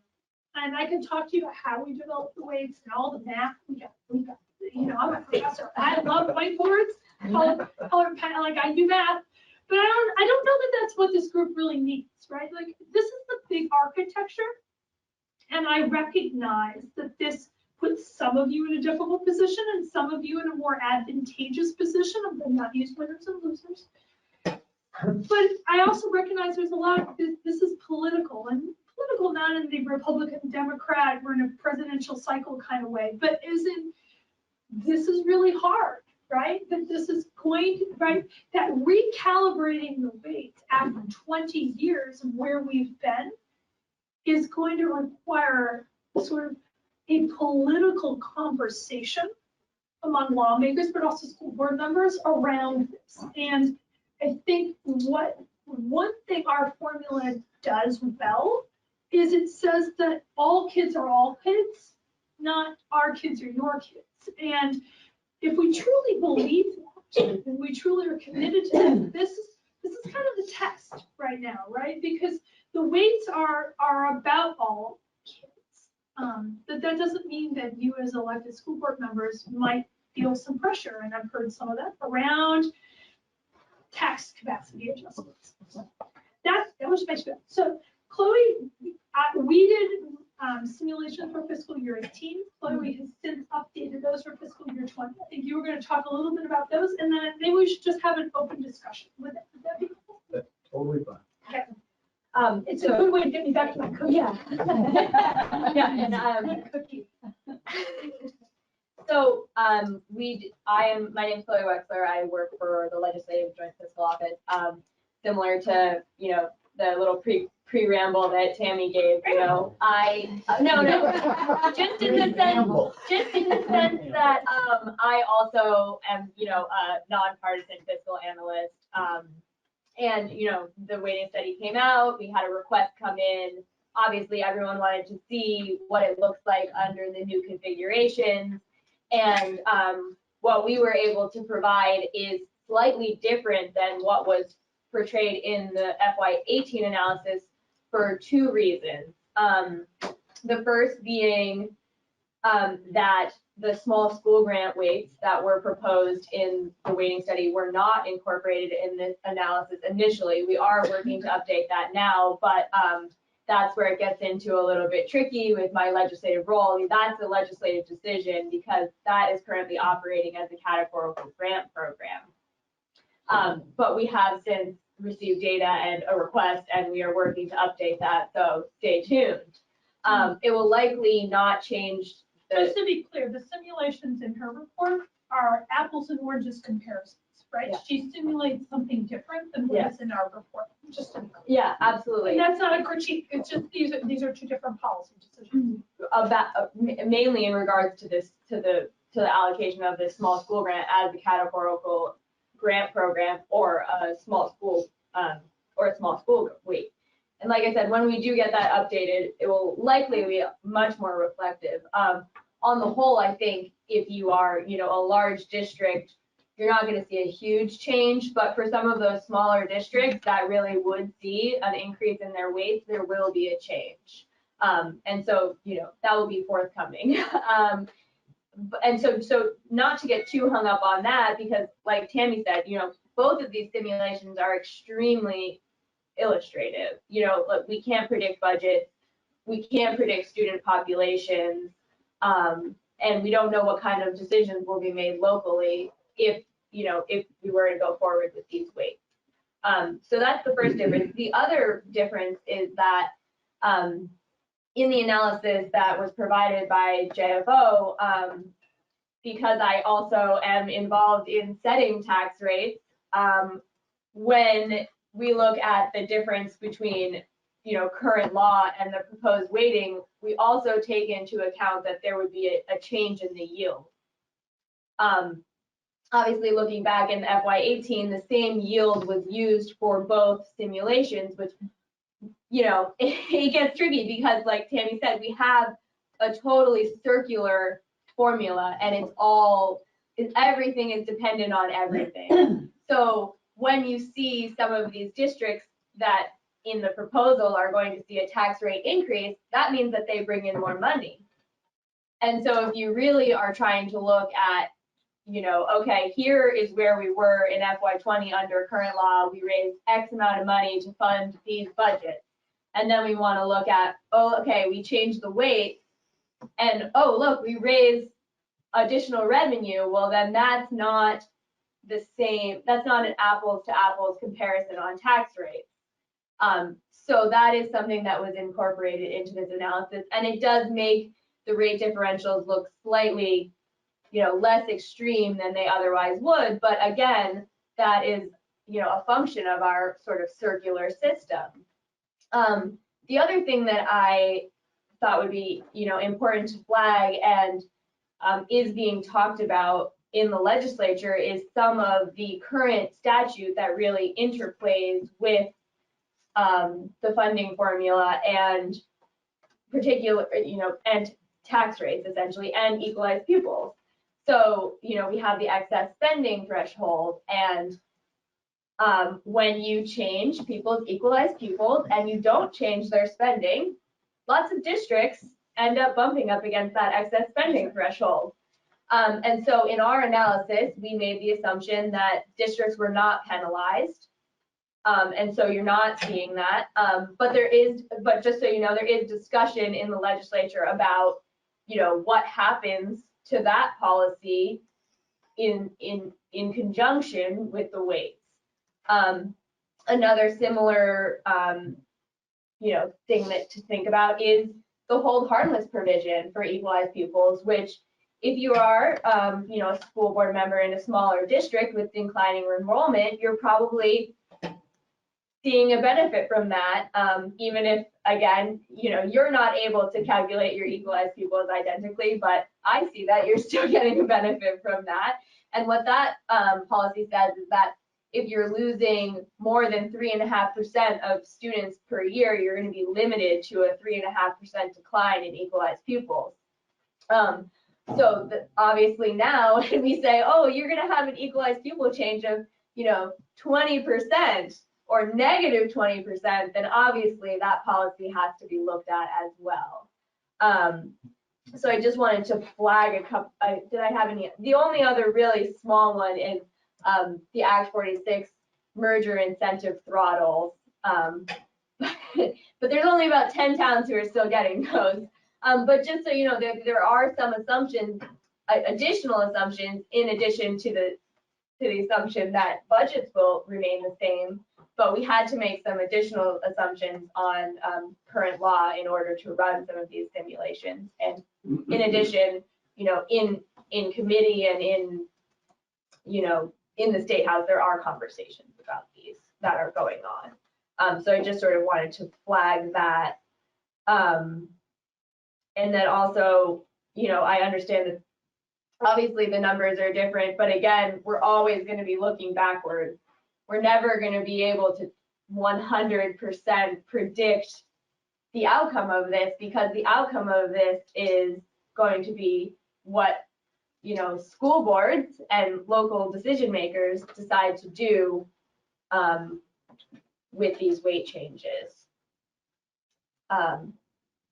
Exactly, like what Tammy was saying, this changes tax capacity.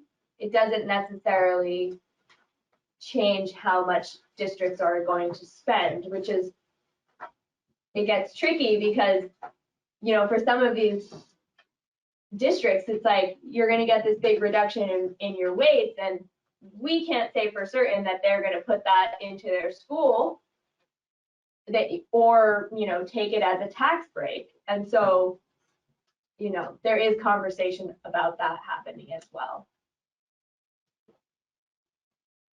Big high level overview.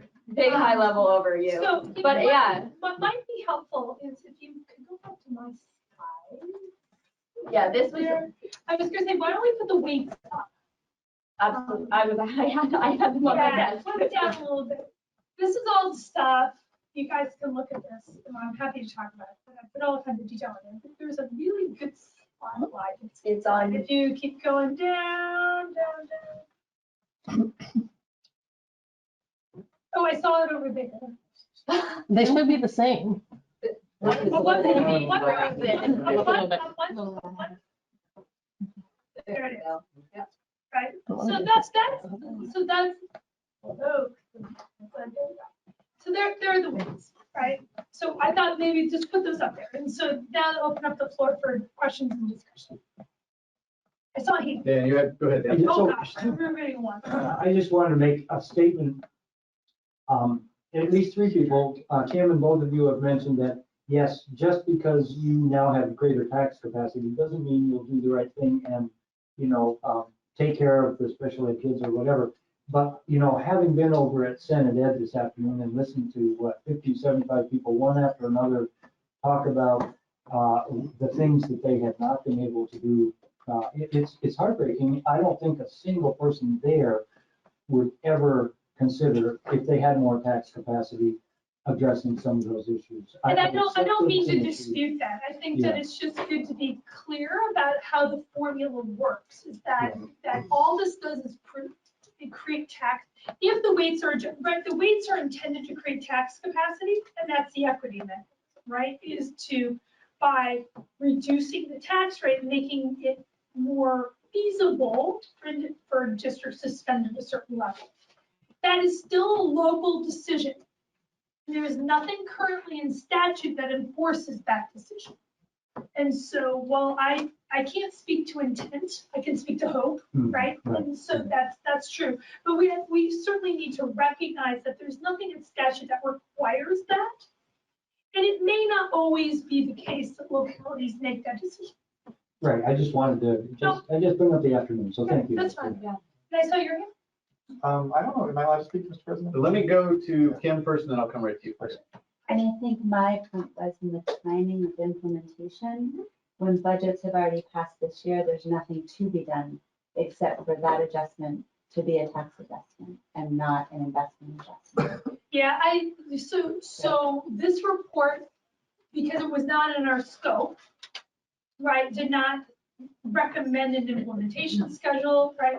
Our task was to evaluate the weights, and let me tell you, that was a big enough task, right? Like, this is not an easy study to do. So there's lots of contemplation and deliberation to be done about if the legislature chooses to move forward with the recommendations, how they might do so in terms of rolling that out. So I think that's a well. I apologize, I didn't read the full study. Oh, man. I'm looking for you. I have basically two questions. One is, did the study look into the, the cavities you say, of which I feel like I'm one of them, but. Why are you a cavity? Because you said, there's been all these cavities throughout the year. I'm in Marlboro and we're. Oh, you're Marlboro, okay. Yeah.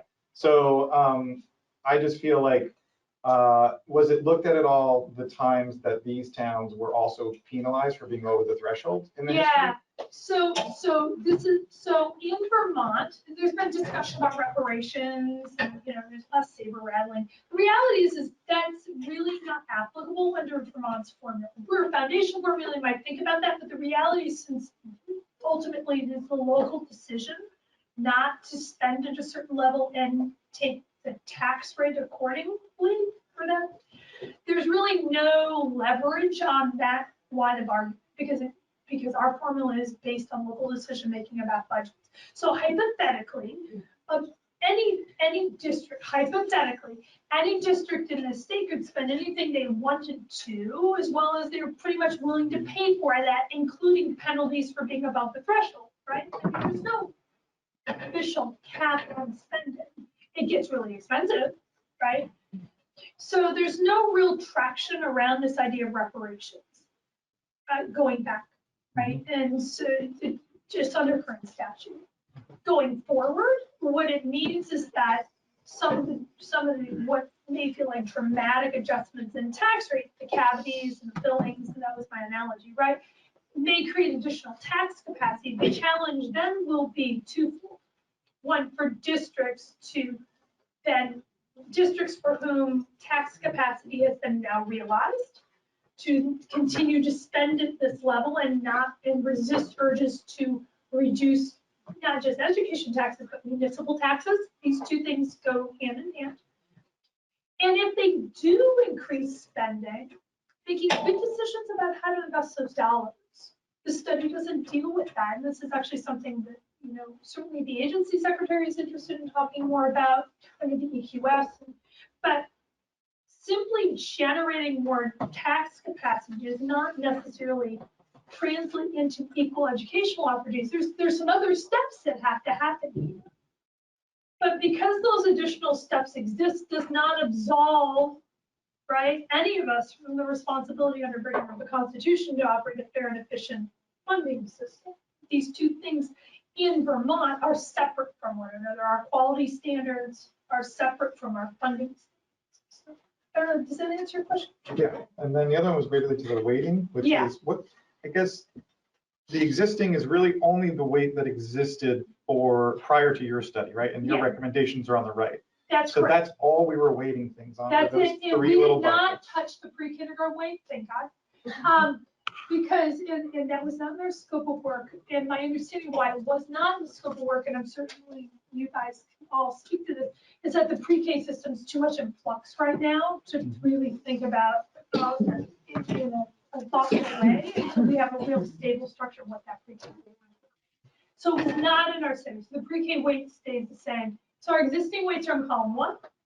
The weights recommended by our models are in column 2. And you'll see again, right, that we have enrollment, that our cost factors, we've added different cost factors based on what we can see about what actually counts for differences in costs across school districts that are outside of their control. And then you can see within the enrollment weight and the population weight that there are these gradients.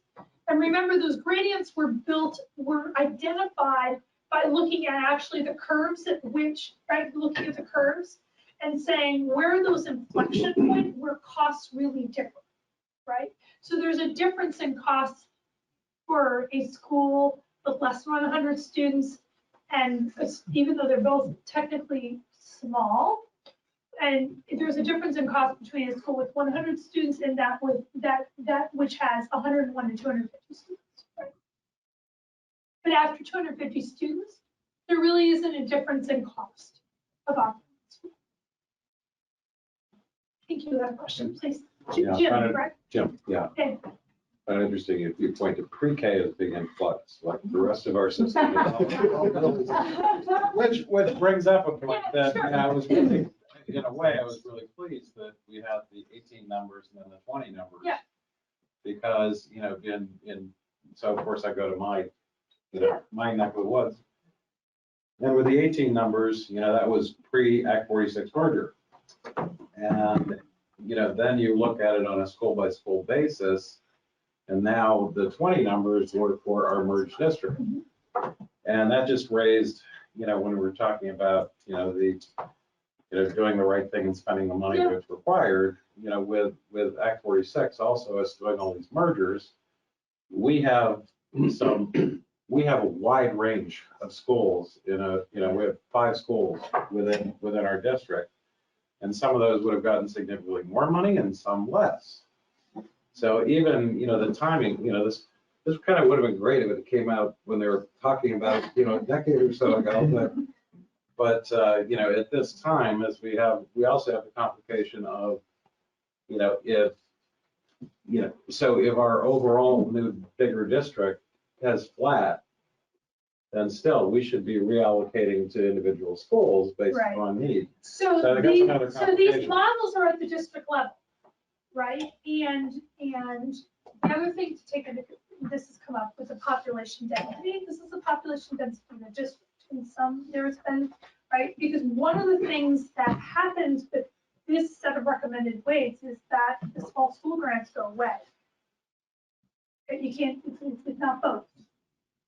And I can talk about why it is we recommend the small school grants went away, and for a number of reasons. First of all, they have to be the most uniformly frustrating funding mechanism of the state. We talked to lots of people, and I've never met anybody who's not frustrated in one way or another.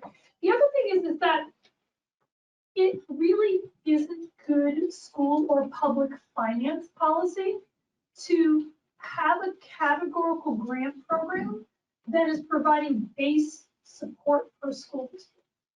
Categorical grants by design and intent should be for targeted and specific purposes. Small school grants are for base support. That doesn't mean that we don't have an obligation as a state to support our small geographically necessary schools.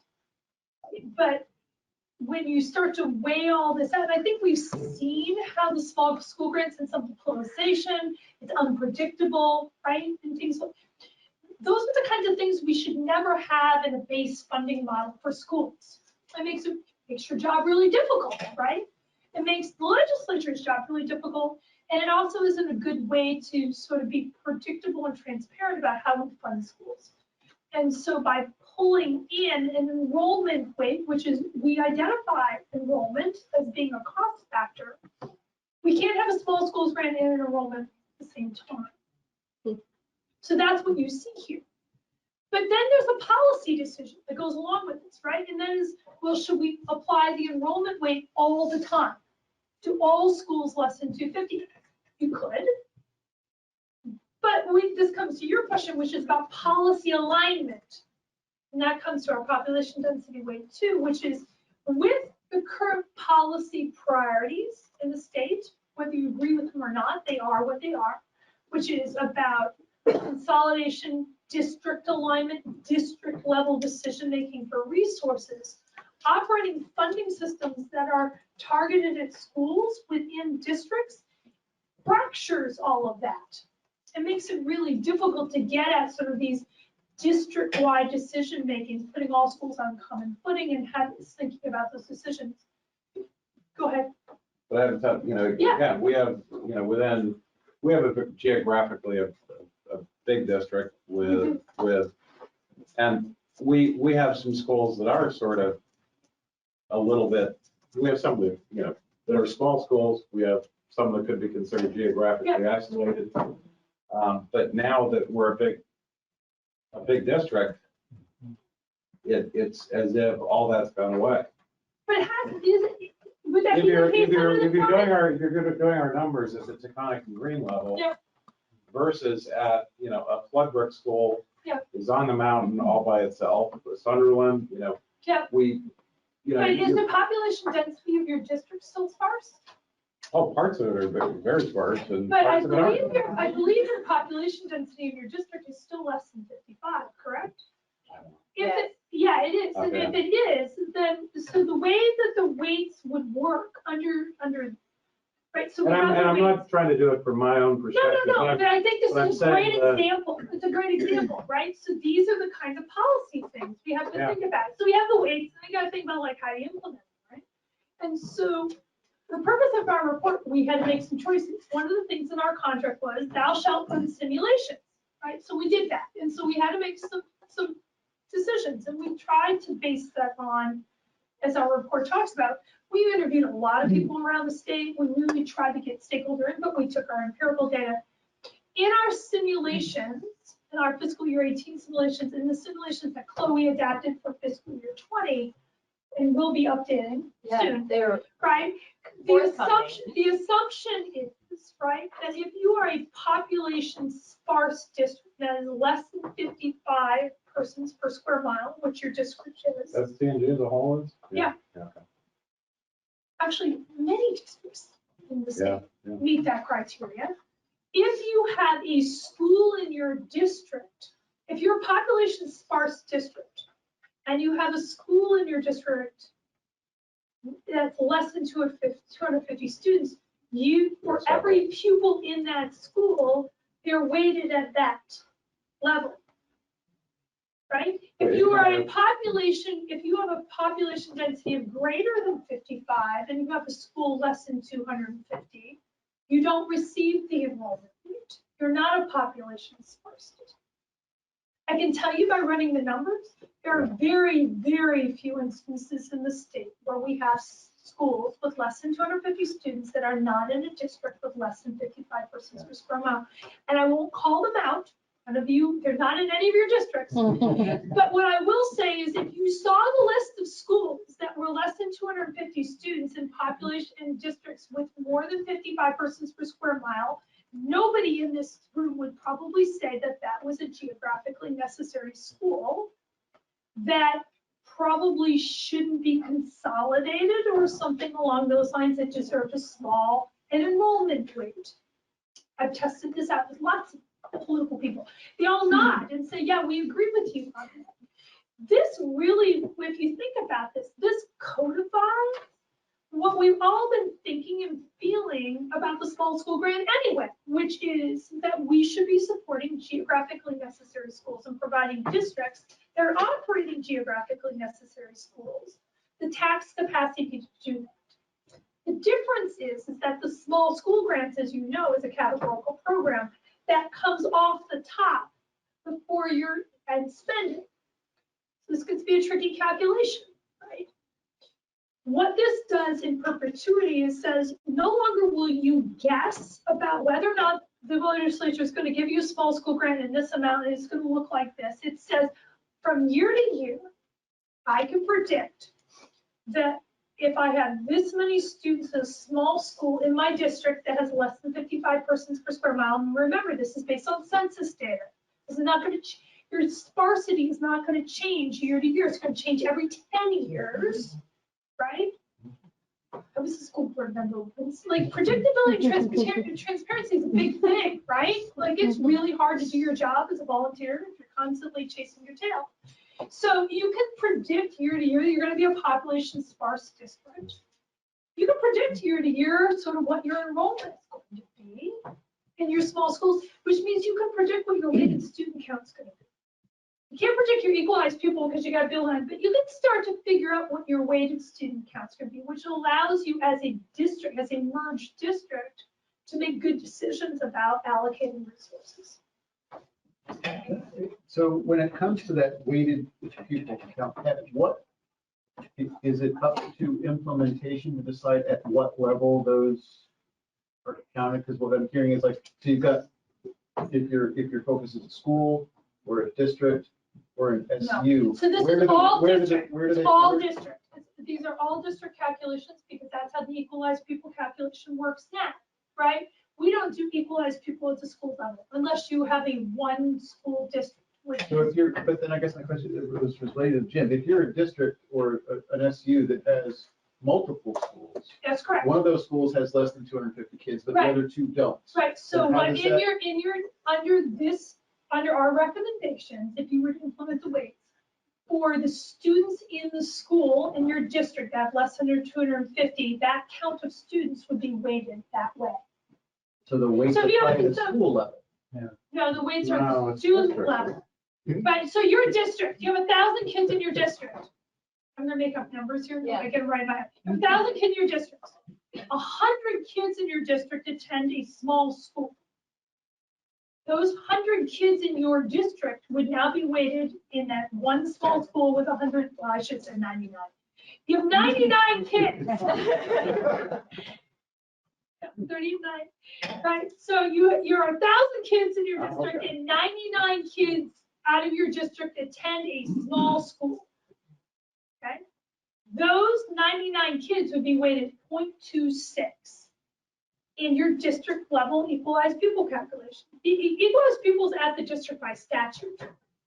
So, right? So just like we do this already, right? So we already looked in those 1,000 kids in your district. 100 across schools might be economically disadvantaged. 10 might be ELL. 99 would be in a small school, right?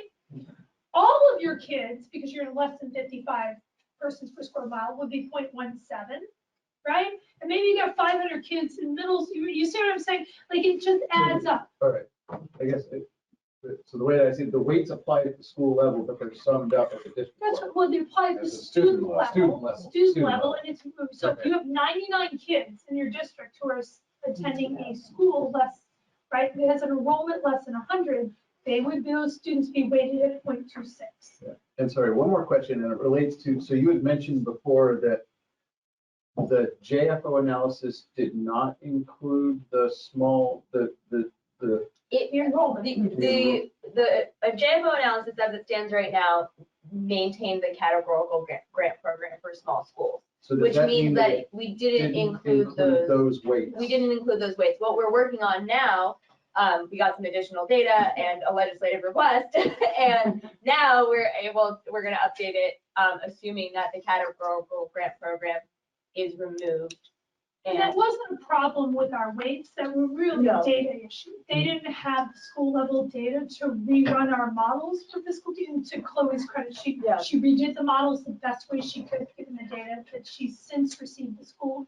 She didn't have school No, level I just want to data. make sure that board members understand when they're looking at Right. the data, what they're. Oh, looking at. absolutely. So there are, like, this should be taken with a grain of salt, absolutely. And, you know, it is not identical to what you're seeing in FY18. And we did try and make that, transparent, but I understand that it's complicated to read about assumptions.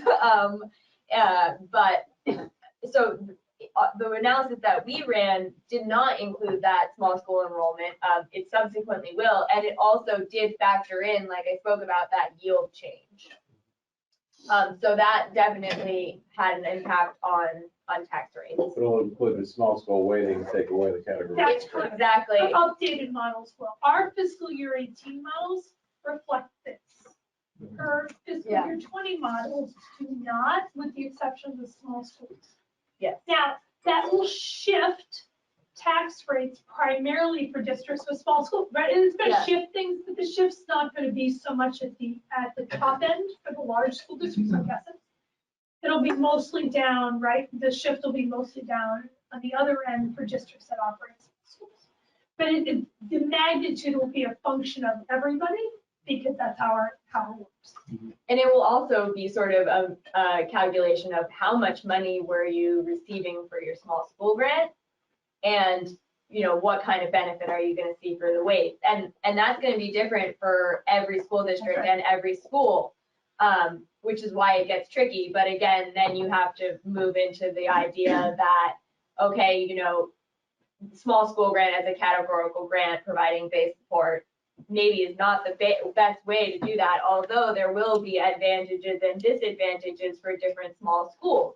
And like you were, just to go back to your initial point, moving it to the weights and to the district level really does, sort of put the onus on the school district and on the school board to send those additional funds to that school, because those funds will no longer be targeted at that school. So I live, should I say this out loud? No. I live in a district where this is a really contentious issue, right? Around, do we close small schools? Do we not, right? And so part of that debate has been around, well, this small school received a grant in perpetuity and afterwards, yeah, that will go away. That's the price of it going away, right? Is it goes away. The upside of going away is that we have a fair and efficient funding system going forward, which I've heard in this report documents. There's a lot of frustration around how small school grants are allocated right now, right? And there's in general concern that they're not allocated in a fair and efficient way. And that creates other kinds of problems. And so there's some trade-offs to be made here. Our study recognizes that enrollment is a cost factor. We recognize that these would be the weights associated with enrollment, and based on this, the extensive interviews and sort of work that we did around the state, and recognizing the uniform frustration with small school grants, as well as input from lots of stakeholders, recommendation was to do away with the categorical grant program in lieu of building into the base of small schools and the enrollment rate. Mark Schauber from Dover. Where are you from? Dover. Oh, okay. Friends with Laura? You should wear bumper stickers.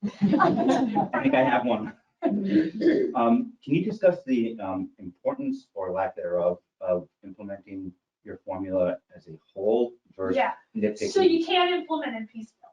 That's not how weights work, right? So if you think about it, when you figure out a weight, we're partitioning out, when you have multiple weights, we're partitioning out the additional costs with a particular factor.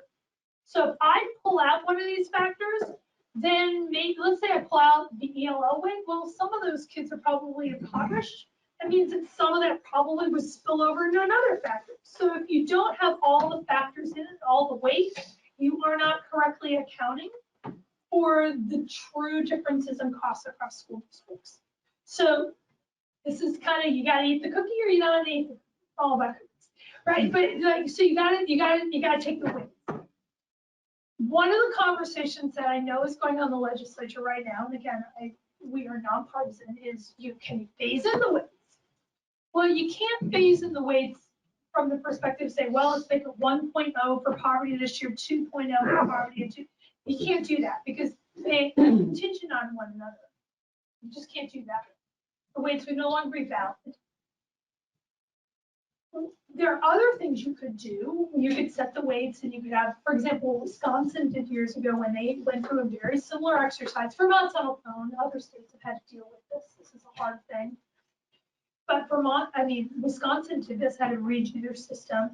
And there were districts for whom the change created different fiscal realities, not winners and losers, fiscal realities, Kim Gleason, fiscal realities, right?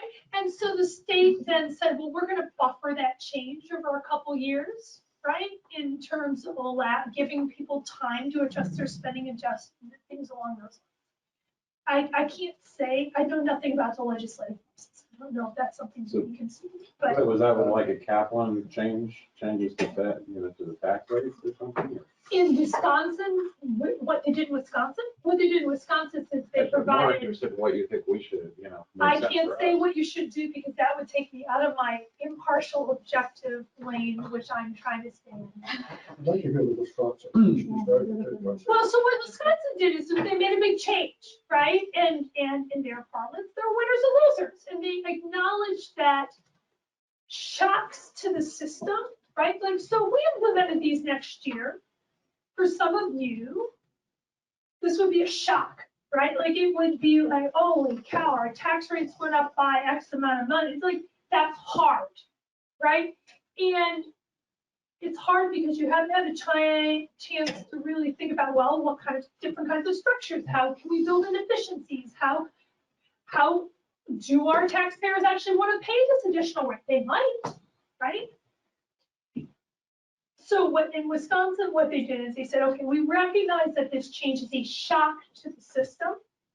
And they said that for districts where the shock created additional costs and required sort of this additional thinking around efficiency and program design and discussion around tax rates, there was a financial buffer that came from the state for a limited number of years. They said, we're going to offset this for a couple years on a graduated basis so you can phase into your tax liability, but the weight was still the same, right? That was Wisconsin's solution to the problem. I have no inside track with the legislature, nor am I making recommendations to the legislature on that. What I can say is that the weights have to go as a package. And if you think about it from equity perspective, you can't sort of tiptoe around it, right? Like the weights are the weights. Like this is the differences in costs, and we have a constitutional obligation. We might be able to buffer for some districts, but remember that there's this other issue on the other end that we mentioned in our report, which is, so you create additional tax capacity, there also is this responsibility or assumption that people are going to spend to that tax capacity. So, there are these things on both ends that policymakers might consider as they move forward, but the weights are the weights. And for those folks that have been with us for a little while, you realize, that concept applied to how we have implemented our dues structure change, right? So we smoothed out that shock for a few years. So I'm not Remind me, really, Kevin, what district are you? I'm sorry, Bristol. Oh, you're Bristol. Okay. County. Right So, over the map. I'm in Warren. oh, not far. Now you outed yourself. Yeah, you Now outed it's yourself. all over. And I went to Harwood. There's a big There's mountain. a side. There's a big mountain there. So the block grants, So we haven't Act talked about special 170, ed. whatever, Yeah. does it make sense? I'm not real clear on how they interact, but Yeah. I think they're separate. Does it make sense to have them separate? Yeah. Considering all this? or Yeah, what? so that's a good question. I didn't address that in our conversation because we were focused on it. So we also were asked to address a second question, which is around block grant, 173, whether or not the block grant amount needed to be adjusted for just differences in need or incident. So our report says we couldn't find evidence in favor or against adjusting the block grant right now. And the rationale is it hasn't been implemented, right? It's really hard to say we need to make adjustments if something has been implemented. What we know is that, yes, special education identification rates differ by district, and it differs by district and it's correlated with What we also know that on average, on a per IEP basis, that in Vermont, we spend about 2.5 times the national average per IEP. So we know there's a bunch of money in the system, comparatively speaking to other states. We also know that we have variability in. So the question is, do we adjust the block? So that was a question we asked a lot of stakeholders. And I have to say, the conversation was pretty inconclusive. And so what we talk about in the report was, in many districts that were feeling concerned about the block because it feels like a cap on special education, state aid for special education.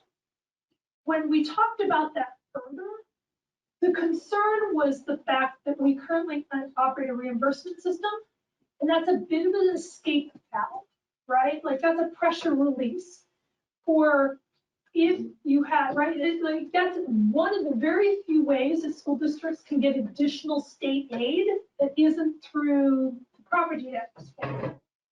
And that well-meaning, smart, capable educators recognize that, and they also recognize struggling students. And that it probably is the case that there are situations where students are getting identified who, for special education, for struggling students who may not be disabled in a very well-meaning, intentional way. But that's happening because the district doesn't have adequate support on the general education side to serve students living in poverty, ELL students. They have other kinds of costs around rural education. And so this is, to your question, yeah, these two things are related. We can't talk about them separately, except for the fact we have a separate categorical grant program, and then we've got this funky general education formula over here that's not weighting well. And what we heard from primarily district leaders was, you know, if my weights were working well on the general education side for poverty in particular, I might feel less concerned about being about the block grant over here feeling like a cap, because the tension is I'm unable to raise enough revenue on my general education side to really put in those tier 1 and sort of low tier 2 supports on my MTSS system for struggling students, because I don't have the capacity to spend on this level. And so the only way I can serve those struggling students is by referring them over here, because I know I get 60 cents on the dollar. And then, like some people say, well, that's over identification. Shame on, I don't know I want to go there. I want to say that these are well-meaning people trying to figure out within some constraints how to serve students. And so given that data, given the fact that the system hasn't been implemented, and given the fact that we know we have a lot of money in the system already, the recommendation was it may be premature to talk about adjusting the census grant for differences in need at this time. That said, a limitation with any census block grant model is that you make assumptions about need, and that, right, the block grant is assuming common need, and that may not be the case in the long term. And our report says, if the legislature is so inclined to adjust the calculation for the census block grant, here are some ways to do it. And what we recommend is let's not mess with the dollar amount for the block grant, because one of the things that the census block grant does is it makes figuring out what your special ed adjustment is going to be transparent and predictable across the school. Right? So rather than play around with funny math and say, well, if you're under this level of poverty, your number is like 940, but if you're above this level of poverty, it's 970 per person. And then you have to figure out, like, are you going to be under poverty threshold?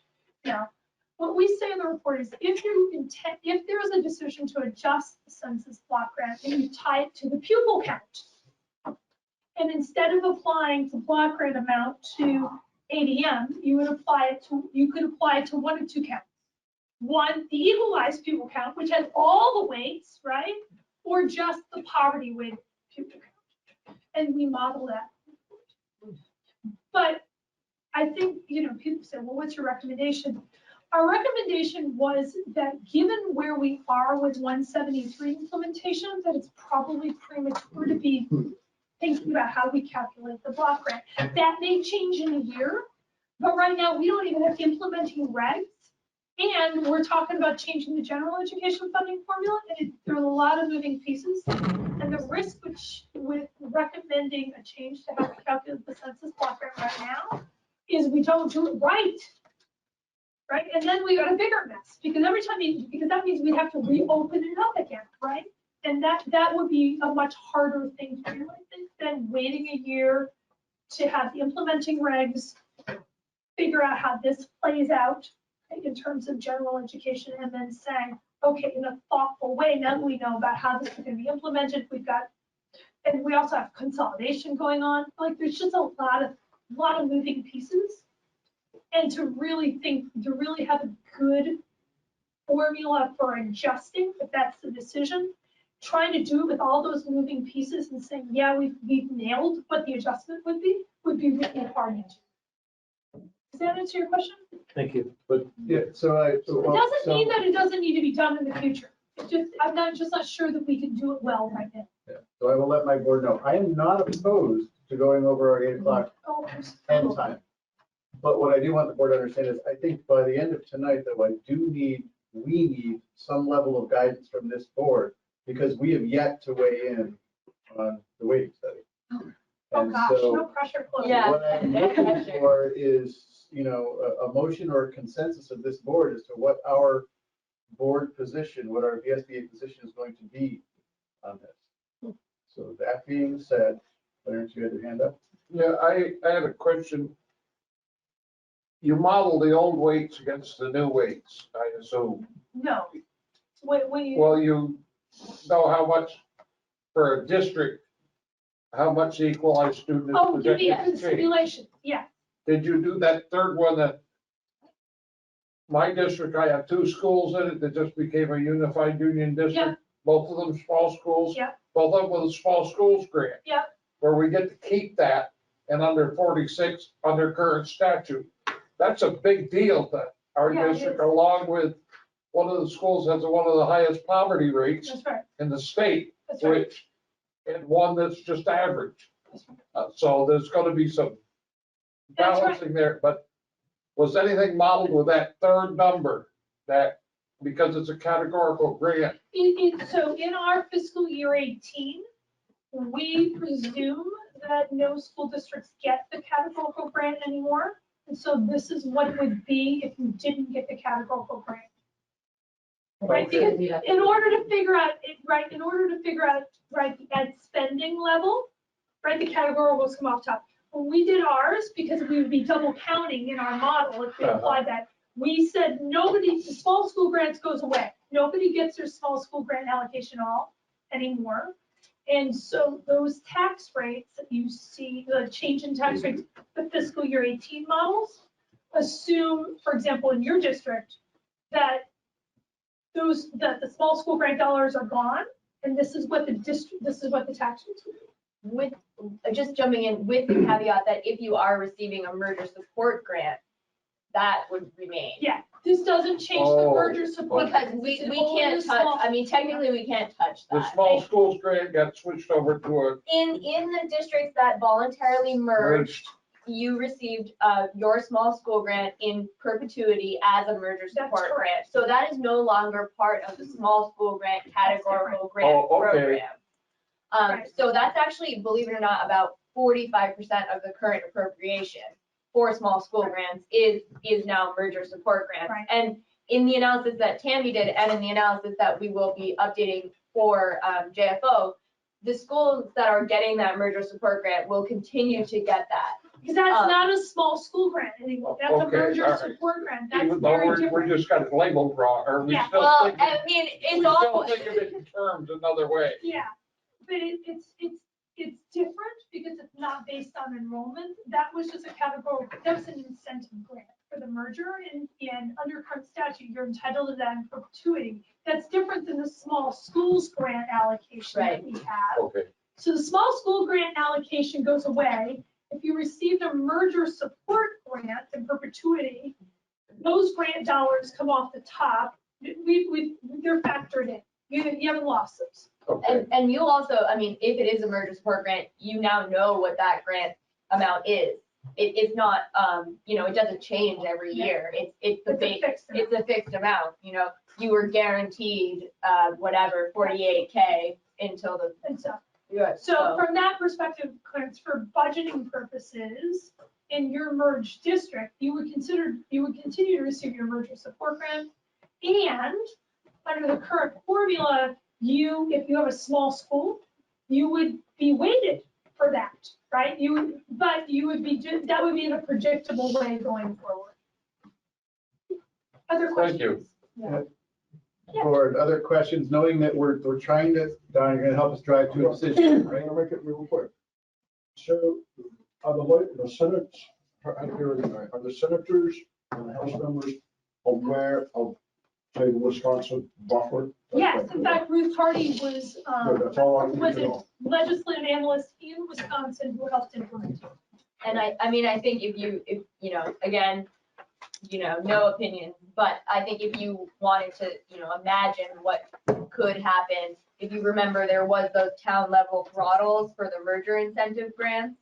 You could imagine something like The that. same kind of thing, but that's a policy decision that's outside the scope of this report. But it's not foreign to the legislators. It's not foreign to the legislature. And actually, when Act 60 was initially passed in 1997, there was a phase-in for those towns as well. That's what we've said in the last 50 years. Something that we face in that. Well, and if you think about that, I talk about shocks to the system, right? This is a shock to the system, but you have to give the system the ability to respond in an appropriate way. What we know from public finance research is that if you don't give people the opportunity to respond to shocks in appropriate ways, you get really bad unintended consequences, right? So, you have to sort of think. Okay, good. Okay. I'm actually addressing this to the president. I'm trying to comply with your request, Neil. I have a motion to put on the floor here that the VSBA requests the legislature to thoughtfully implement the recommendations of the weighting study to be effective before the 2021 tax rate is set. So that's not this year's tax rate. That's correct. I feel like we're voyeurs at this. So should we, any questions for us? If not, these seem like private deliberations. Any other questions for our guests this evening? I just want to be We record appropriate. all of our meetings and those Okay, meetings run up okay, on the all right. internet, so they're not. Okay, all right. I just But want if to you be need appropriate. to go home, I I am not. I'm a sinner. I'm happy to answer questions. I just want to. Okay, and that's all. All right, so Dave, can you say that motion one more time, please? Slowly. Can you give us that motion one more time, please? Okay, that the VSBA requests the legislature to thoughtfully implement the recommendations of the weighting study to be effective before the 2021 tax rate is set. Now, I acknowledge that that tax rate doesn't actually get set until all of the circular calculations have been made, but it would presumably, the point of the motion would be that as school districts go into next year's budget session, they would know that that there had been some method worked out for these recommendations to be in place. So budgets could be made with at least approximations of what the tax rate would be as we for this time next year. All right, so I do have a motion on the table. Does anyone care to second the motion? I'll second it. Second by Mark. Can I ask a question? So discussion now. Yeah. Yeah, go I could ahead. ask a question. So is that, I will say I'd be reluctant for us to decide that we're advocating for a full implementation date because of the variety of ways it may end up thoughtfully being implemented. But I want to make sure I'm understanding the tax rate related to the 2021 budget, which were just passed, or the tax rate for 21-22 that is passed in the spring of 21. That's I think what I mean. Yes. FY22. Right. So that's actually what I was trying to. Okay. Okay, that was what I wanted to clarify. So you mean FY '22? Correct, yeah, because I mean, we're already into whatever we're into now, but by the time we're here next year, we would know what implementation method is in place. Kevin, So just refreshing a little bit, did your motion include the fact that we would be recommending that implemented unchanged from the conclusions of the study? So I added the word thoughtfully in there to allow some wiggle room around that. It doesn't say completely, nor does it say partially. if you guys are heading out, thank you. very much. Hearing what you said in testimony.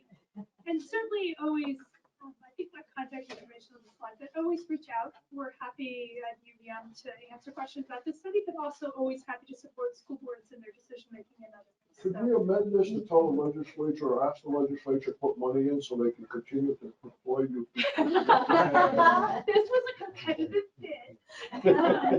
And also, I will, when we finish the FY20 update, I will send it to you. Oh, thank you. But So if you can- we're pleased to be able to provide support to, Yeah.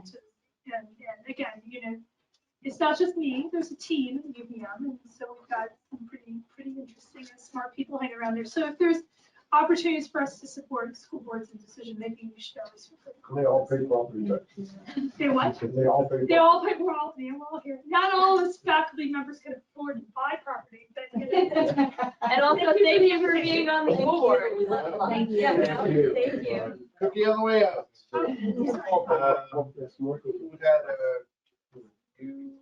My question was, Yeah.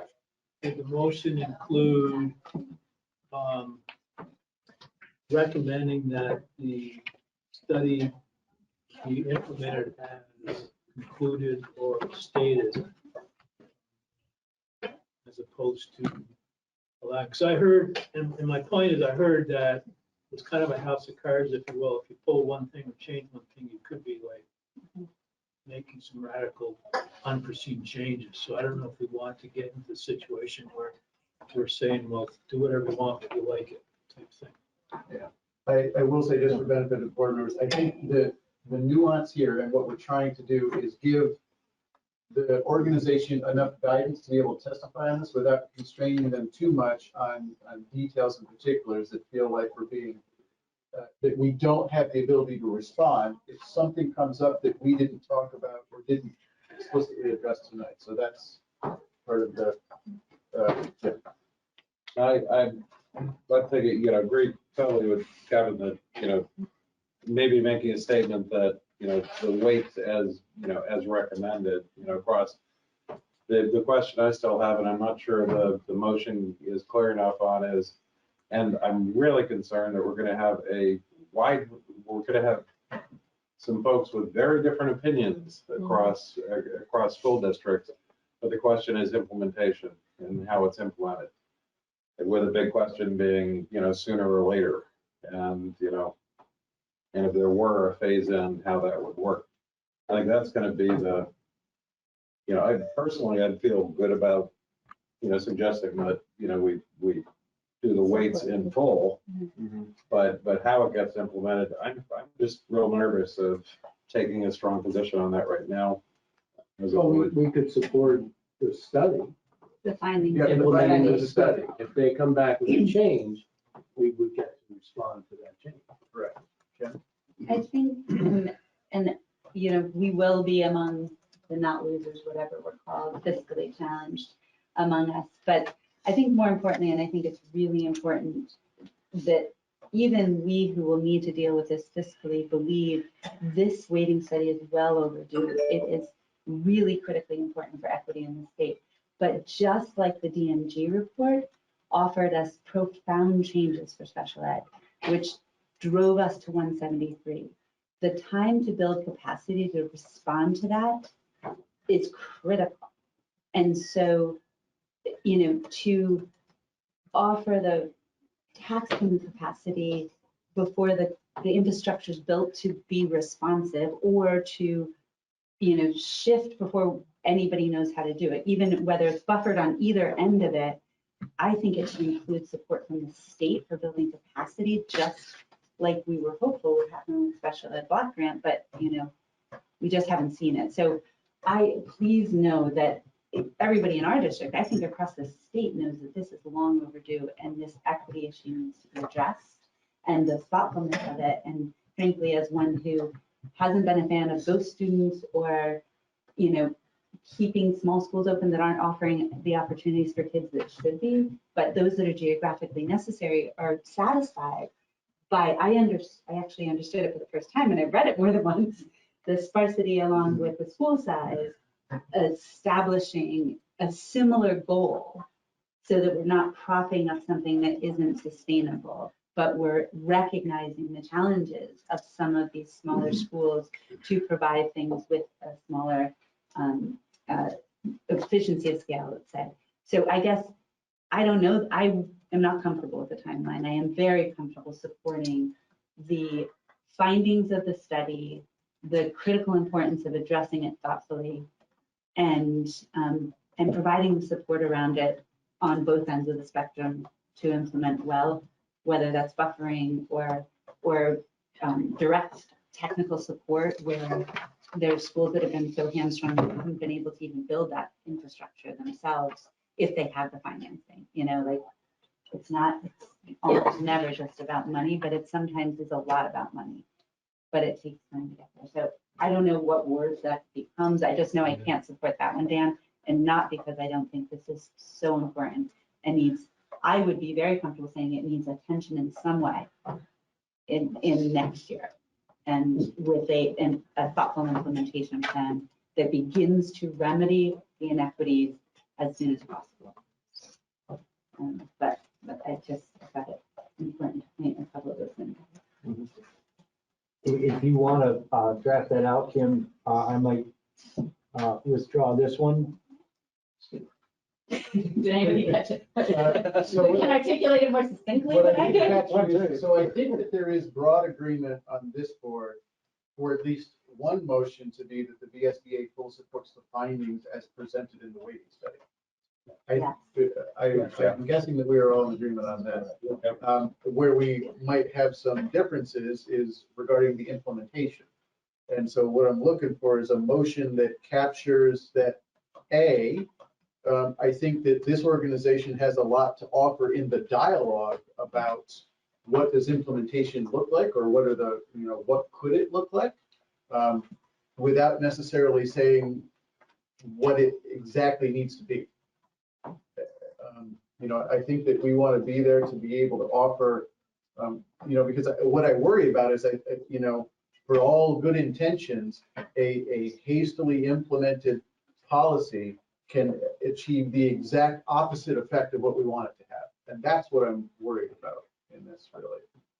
And so, yeah. The challenge is, I think, coming up with the guidance for this board surrounding our efforts related to implementation. Sounds like two motions in. You want to go ahead and take care of the first one then? If somebody wanted to make that motion, and I think the language surrounding it would be that the VSBA fully supports the findings as presented in the weighting study. I'm gonna put a clearance point in here. Does Dan have to withdraw his first while we work on these two different ones? Or if Clarence doesn't care, I don't care. He made the motion. If it's been seconded, I don't even recall whether it was or not. It was. I can bring it to a vote right now and see what happens. Yeah, if we want to go, I do rely on Clarence though for detailed Robert's rules of order. It belongs to you now. It's not Dan's motion anymore. All right. You get to do whatever you want with it. Go King Neil. If you prefer something else and the group of everything would prefer something else, it's real simple. Just vote the damn thing down. Yeah. Then go ahead. Yep, so why don't I do that for case of expediency? All those in favor of the motion, please say aye. Shall I restate it? Yep, go ahead. Okay, so the VSBA requests the legislature to thoughtfully implement the recommendations of the weighting study to be effective before the fiscal year 2022 tax rate is set. Okay. All those in favor of the motion, please say aye. Aye. All those opposed, nay. Nay.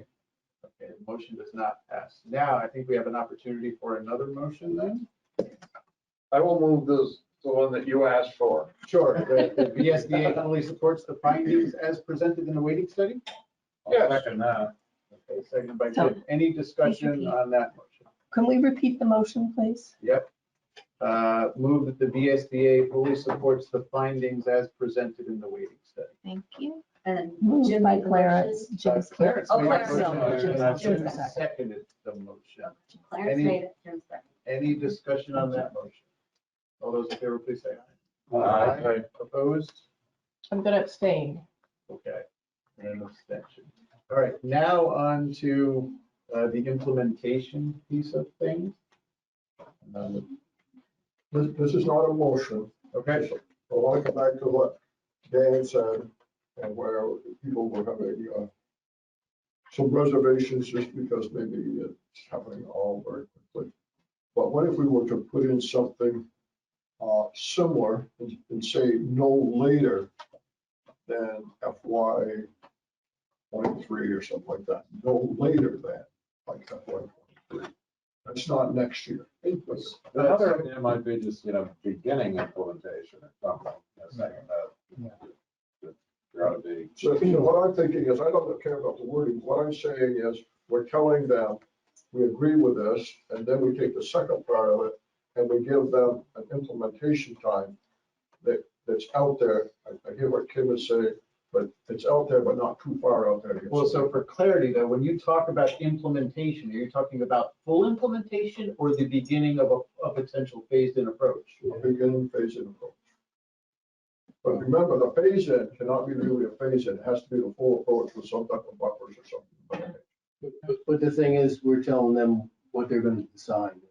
That's not gonna fly, I don't think. I think what we should do is offer our support in implementation. And I think we got to recognize there are some districts that are going to feel very strongly that we should be implementing as soon as possible. Oh, There are people who have taken that position. And, we represent them too. I recognize that. Maybe just as an aside, Dan, for your folks, and I know that you're one of the folks that I think would like to see this implemented. Yesterday. Yesterday. That'd be good. Is that based on an understanding of what it would do to your tax capacity? Yeah, I actually think people understand pretty well what, their discussion of tax rates versus spending, et cetera. I think they understand that pretty well, yeah. I can't speak for the entire Brattleboro group, although I shouldn't mention them anyway because they're they haven't paid their dues, but Brattleboro, Bennington, Bellows Falls, Springfield, all of those sort of larger poorer towns are going to be so drastically impacted by this, the ability to raise more money if they understood that. But I they think, aren't here. so here's where the disconnect is for me, is that if you implement it into the budget that you Right. just adopted or are about to adopt, right? Well, no, I was talking about next fall's budget. So that's where I want to make sure that we're in alignment, because I thought what you said was implementation immediately. Yeah, no, I'm sorry, I just didn't get the right numbers in there. I meant by this time by next fall, the beginnings of the implementation. So that the new weightings would be in place when you began the budgeting process for your next budget, not the one that you just Correct. finished. Yes. I don't think that's not realistic to be talking about budgets So would you- already passed. Would you guys be upset if the legislature ultimately decided to just begin implementation at that point in time? There would be a multi-year process. Some sort of buffer or something like that, yeah. Sure. Okay, I guess my question is whether or not putting a date in there, how important is the date versus what folks would like to see is an efficient implementation, right? Not delayed. Yeah. But you want it to, I want to be careful that we don't put a date in there such that it, we're continue to force the issue that something needs to happen. And what we get is something hasty rather than something that's well thought out. And what we would like is, though, an efficient and expedient analysis of the situation, and then let's figure out the implementation piece of it. And so I wonder if putting the date in there is to our benefit. So we make it more general.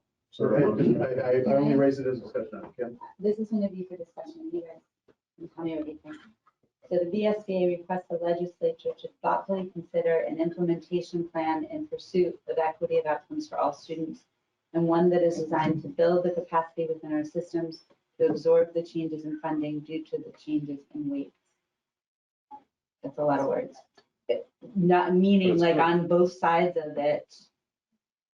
It doesn't have to wait till you have an infrastructure for it. It just means it's thoughtful and it addresses capacity issues in the same way that the block grant phase in. We've got a runway of a couple of years to figure out how we're going to, all of us, deal with the block grant within the last couple of years. That's a lot of words. Can you read that for us one more time? Before it becomes official, though. No, I'm not calling it a motion yet. Don't call it a motion. I don't know how to fix it. So the SBA requests the legislature to thoughtfully consider an implementation plan in pursuit of equity of outcomes for all students, and one that is designed to build the capacity within our systems to absorb the changes in funding due to the changes in weight. I think we need to put in implementation plan of what? Of the people waiting. I don't see, I was intentional to leave it out because if this is accompanied by like a change in the funding formula, or we're already saying we think the weights, I think the weights based on the efficacy of their study, there's nothing for us to argue with. But what if somebody in there suggests we're going to use this weighting study and we're re-looking at the funding formula? I wouldn't want us to have to oppose that. I think your point is well made, because I mean, what I heard tonight also was, what are we going to do about the whole harmless provision? I think that needs to be addressed. Like ghost kids.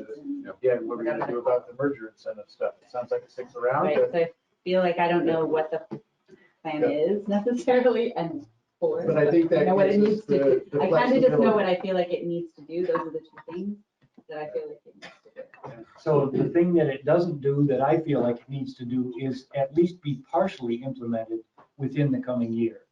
So if you would accept that, Kim, I mean, I agree with what you're doing is you're defining thoughtful in an inclusive way, which is, I think is a good thing. But I will really be irritated if we're here again next year having the same discussion. It's not acceptable to me. So at least partially implemented within the coming year. I mean, that would be the guidance that I would say to Neil and Sue, that we should be going to the legislature. So an implementation plan established for that as opposed to partial implementation? Well, you can establish a plan and still not have any kind of having an effect. I guess I was worried about that. They'd establish a plan, but So I would say, I don't think that we would have uniform support among our membership on whether or not implementation starts next year. Philosophically, I feel like something should start next year, just personally, but I am not the hardest hit, frankly. And I think that, but I feel like I feel comfortable that the legislature has established the plan. Are they going to be it? So here's the problem. If I almost think it's going to be established poorly if they try and knee-jerk it now.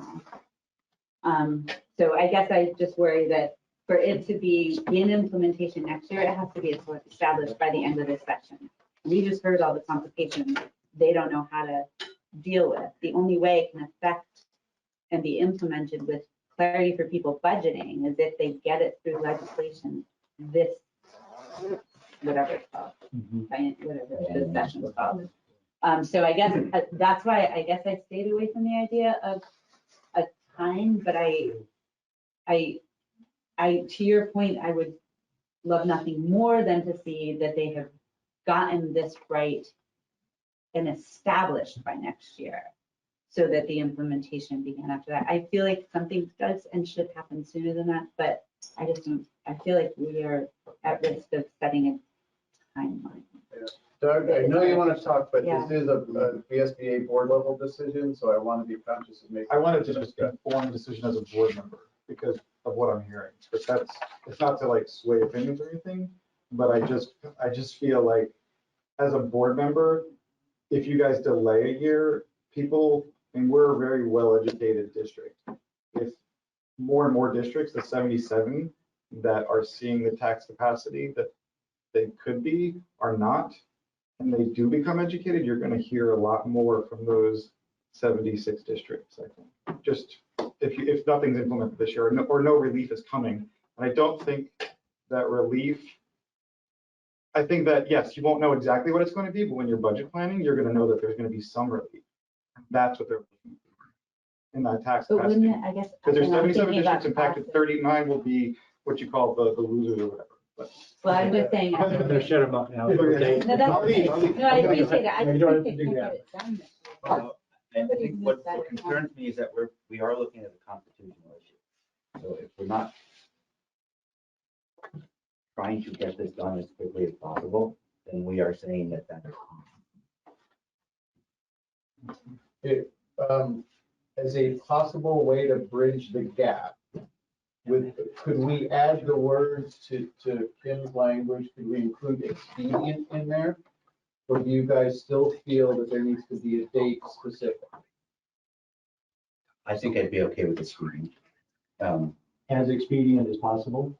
I mean, the whole thing is mealy mouthed anyway, let's face it, you know, we're trying to give guidance without creating strictures and. But I think if Sue and I had language that said expedient as possible, then I would certainly feel comfortable giving testimony saying, you know, we've got a lot of folks that would like to see this happen, you know, within a year.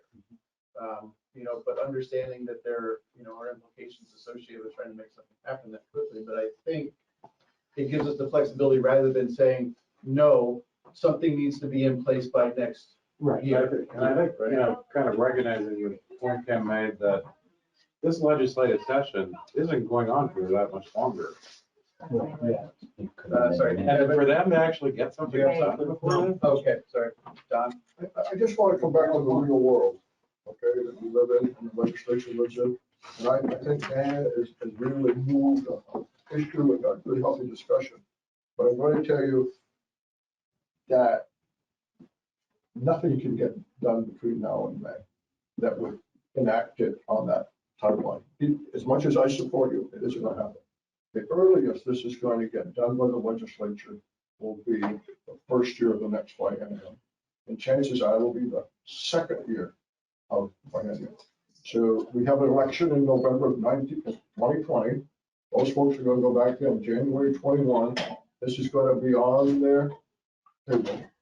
And they'll either pass it that year or at the earliest for the next year, or they'll keep it for that session. So what I was trying to frame it, and I don't care what happens here, whether you support me or not, I was trying to frame it so during that next 2-year session, they had to take and create a plan that would go into effect the following year at the latest.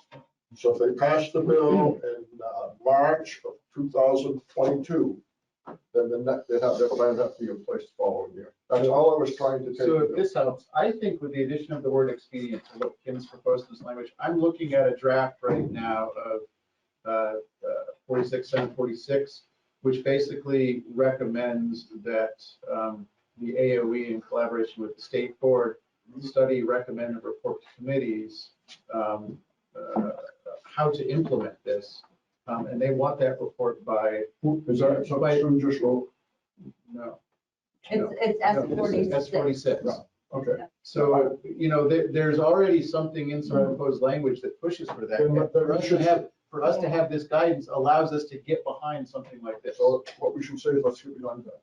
I changed, maybe we should have, but this gives our, so I'm just gonna say I changed 2 words, both of which I think go more towards what we're talking about.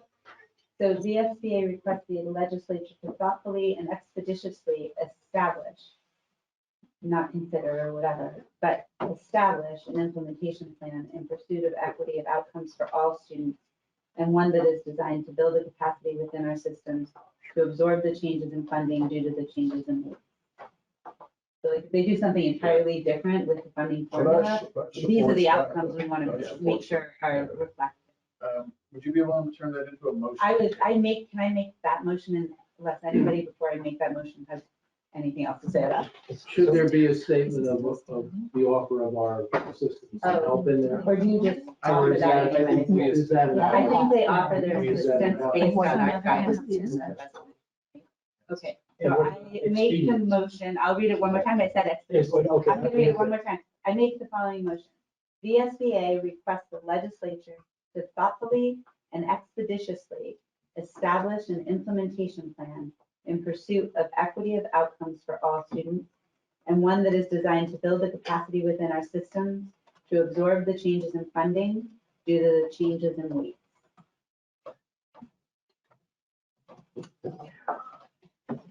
So this is a second motion. We have the first motion already approved. Yes. Yeah, the person wants to put this on. All right, so that is Kim, that is your motion. That is my motion. So we Is have there a second. second? I'll second. George John DeRoe. Any discussion on the motion? Yeah, that's one thing, I think it's great, and I think a lot of these things, but we gotta make sure that our representatives have enough flexibility, because I'm cynical about these things, that if the legislature's in session, we're all in danger. They'll do something stupid that'll cost us all a fortune, and unintended consequences, so I like the motion, but we gotta leave them with enough flexibility to, if it gets into this, and they got the ability to say, no, we like the weighting study, but the way you guys are doing it is really gonna screw us. And I think you think I think this is. so, because it's thoughtfully. Yeah, As long as you And it can just do tries that. to define the outcomes we're looking for, and if we're in agreement about it being like getting towards equity for kids and getting towards capacity to handle it. in our Any system. further discussion on this? I think it's going to proceed as supportive of. Yes. Okay. All those in favor then, aye? Aye. Opposed? I'm going to abstain. But I think it passed, but this statement we're making, we bring back to our local boards and tell them, it's probably not, admitting the reality, it's not gonna happen this session. Talk to the people running for the next legislature. We're behind this, do you support it? Do you want our votes? Are you going to support it? Yes. So. Yeah, I'd like it. I'd like them voting to adjourn. Okay, we have a motion to adjourn. Who seconded? Are we ready? We're ready. Don't think there was a second. Is there a second? Oh, my God, yeah. That's my translation. All those in favor, you just get up and go.